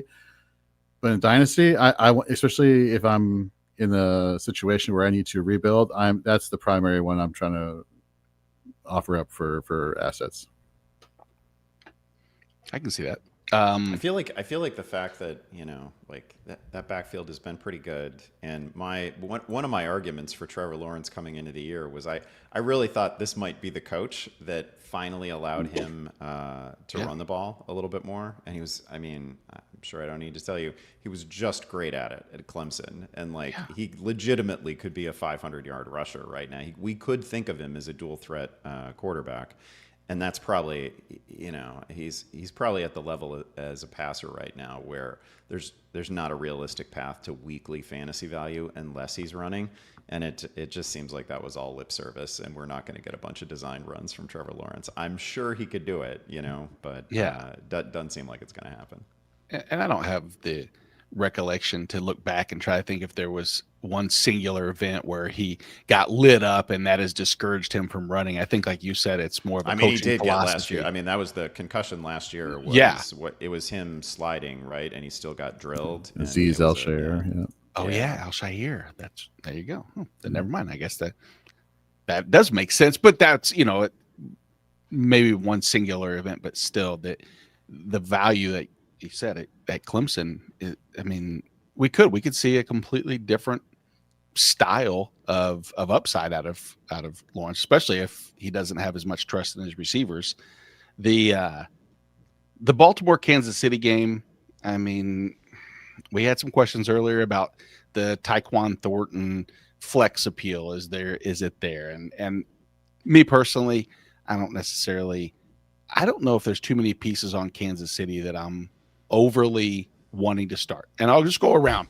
Excuse me. And what are we doing? Are you starting Xavier Worthy? And that's such a blanket statement. I hate it because you don't know your other options. This is a hypothetical made-up scenario, so you can, I guess, insert your own made-up team that you want to have there. But Xavier Worthy, Jorge, in most leagues, are you comfortable flexing him? We'll say it's even a 10 or 12 team league, not a 14 or 16 team league.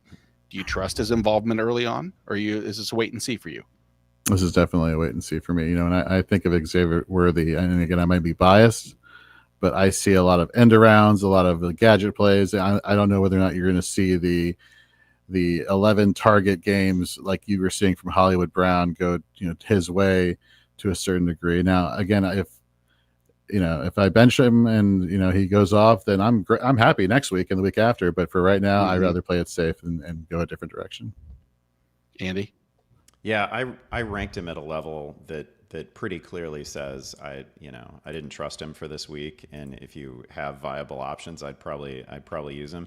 Curious to see what it looks like. I'm pretty sure that they were coming out in week 1 and he was going to have that full Hollywood Brown workload, right? Like he was that 2 of the first 4 plays were designed to go to Worthy. I'm pretty sure he was going to see the ball double-digit times, but I'd be a little surprised if that's in play.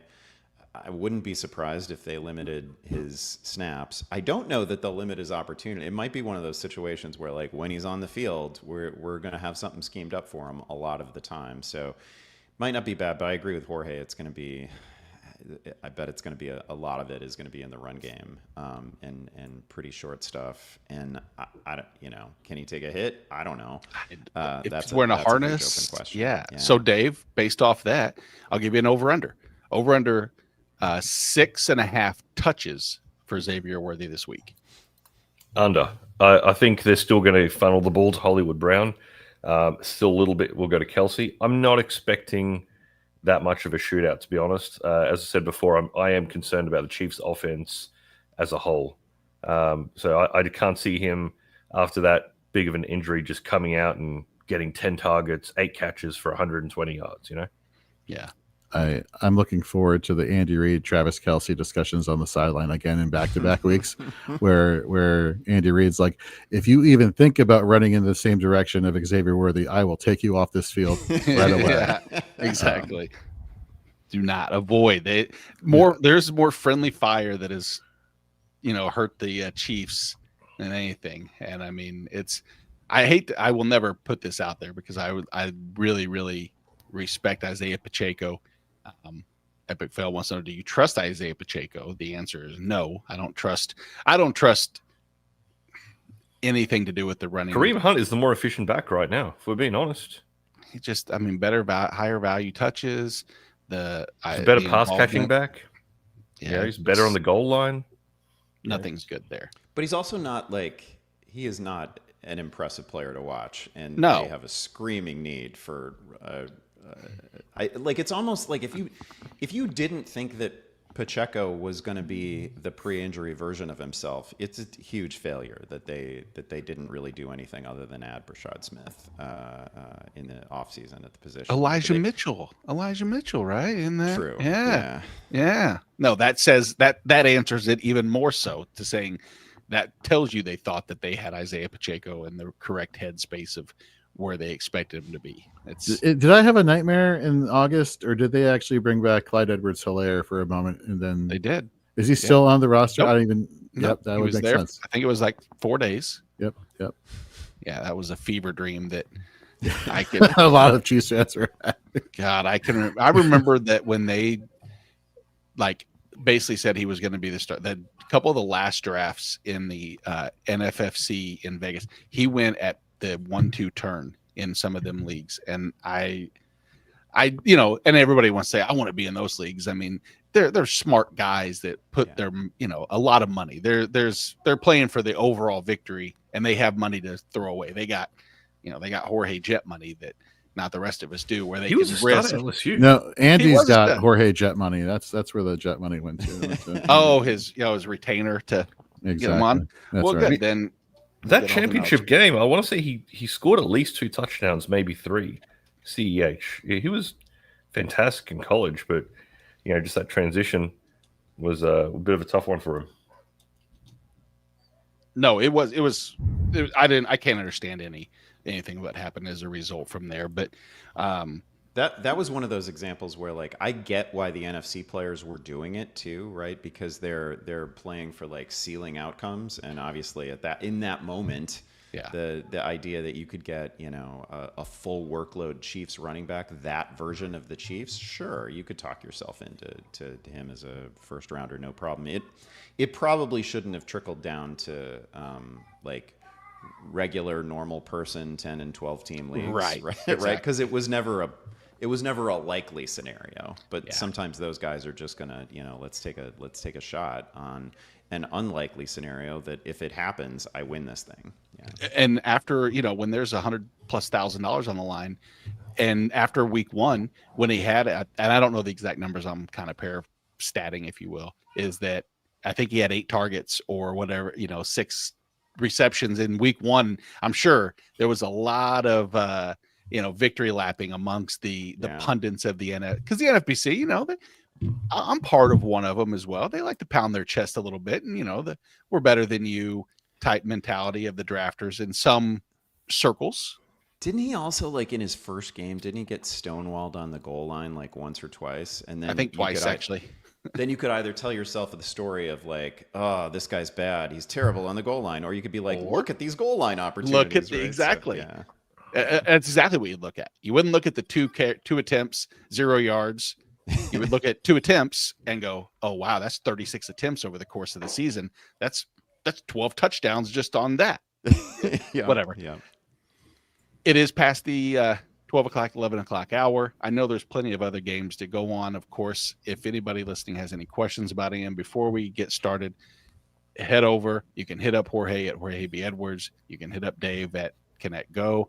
You can hit up Andy at Andy Behrens, or me at Nate Marcum. Any final little words of wisdom or anything, little nuggets of information you guys want to get out there?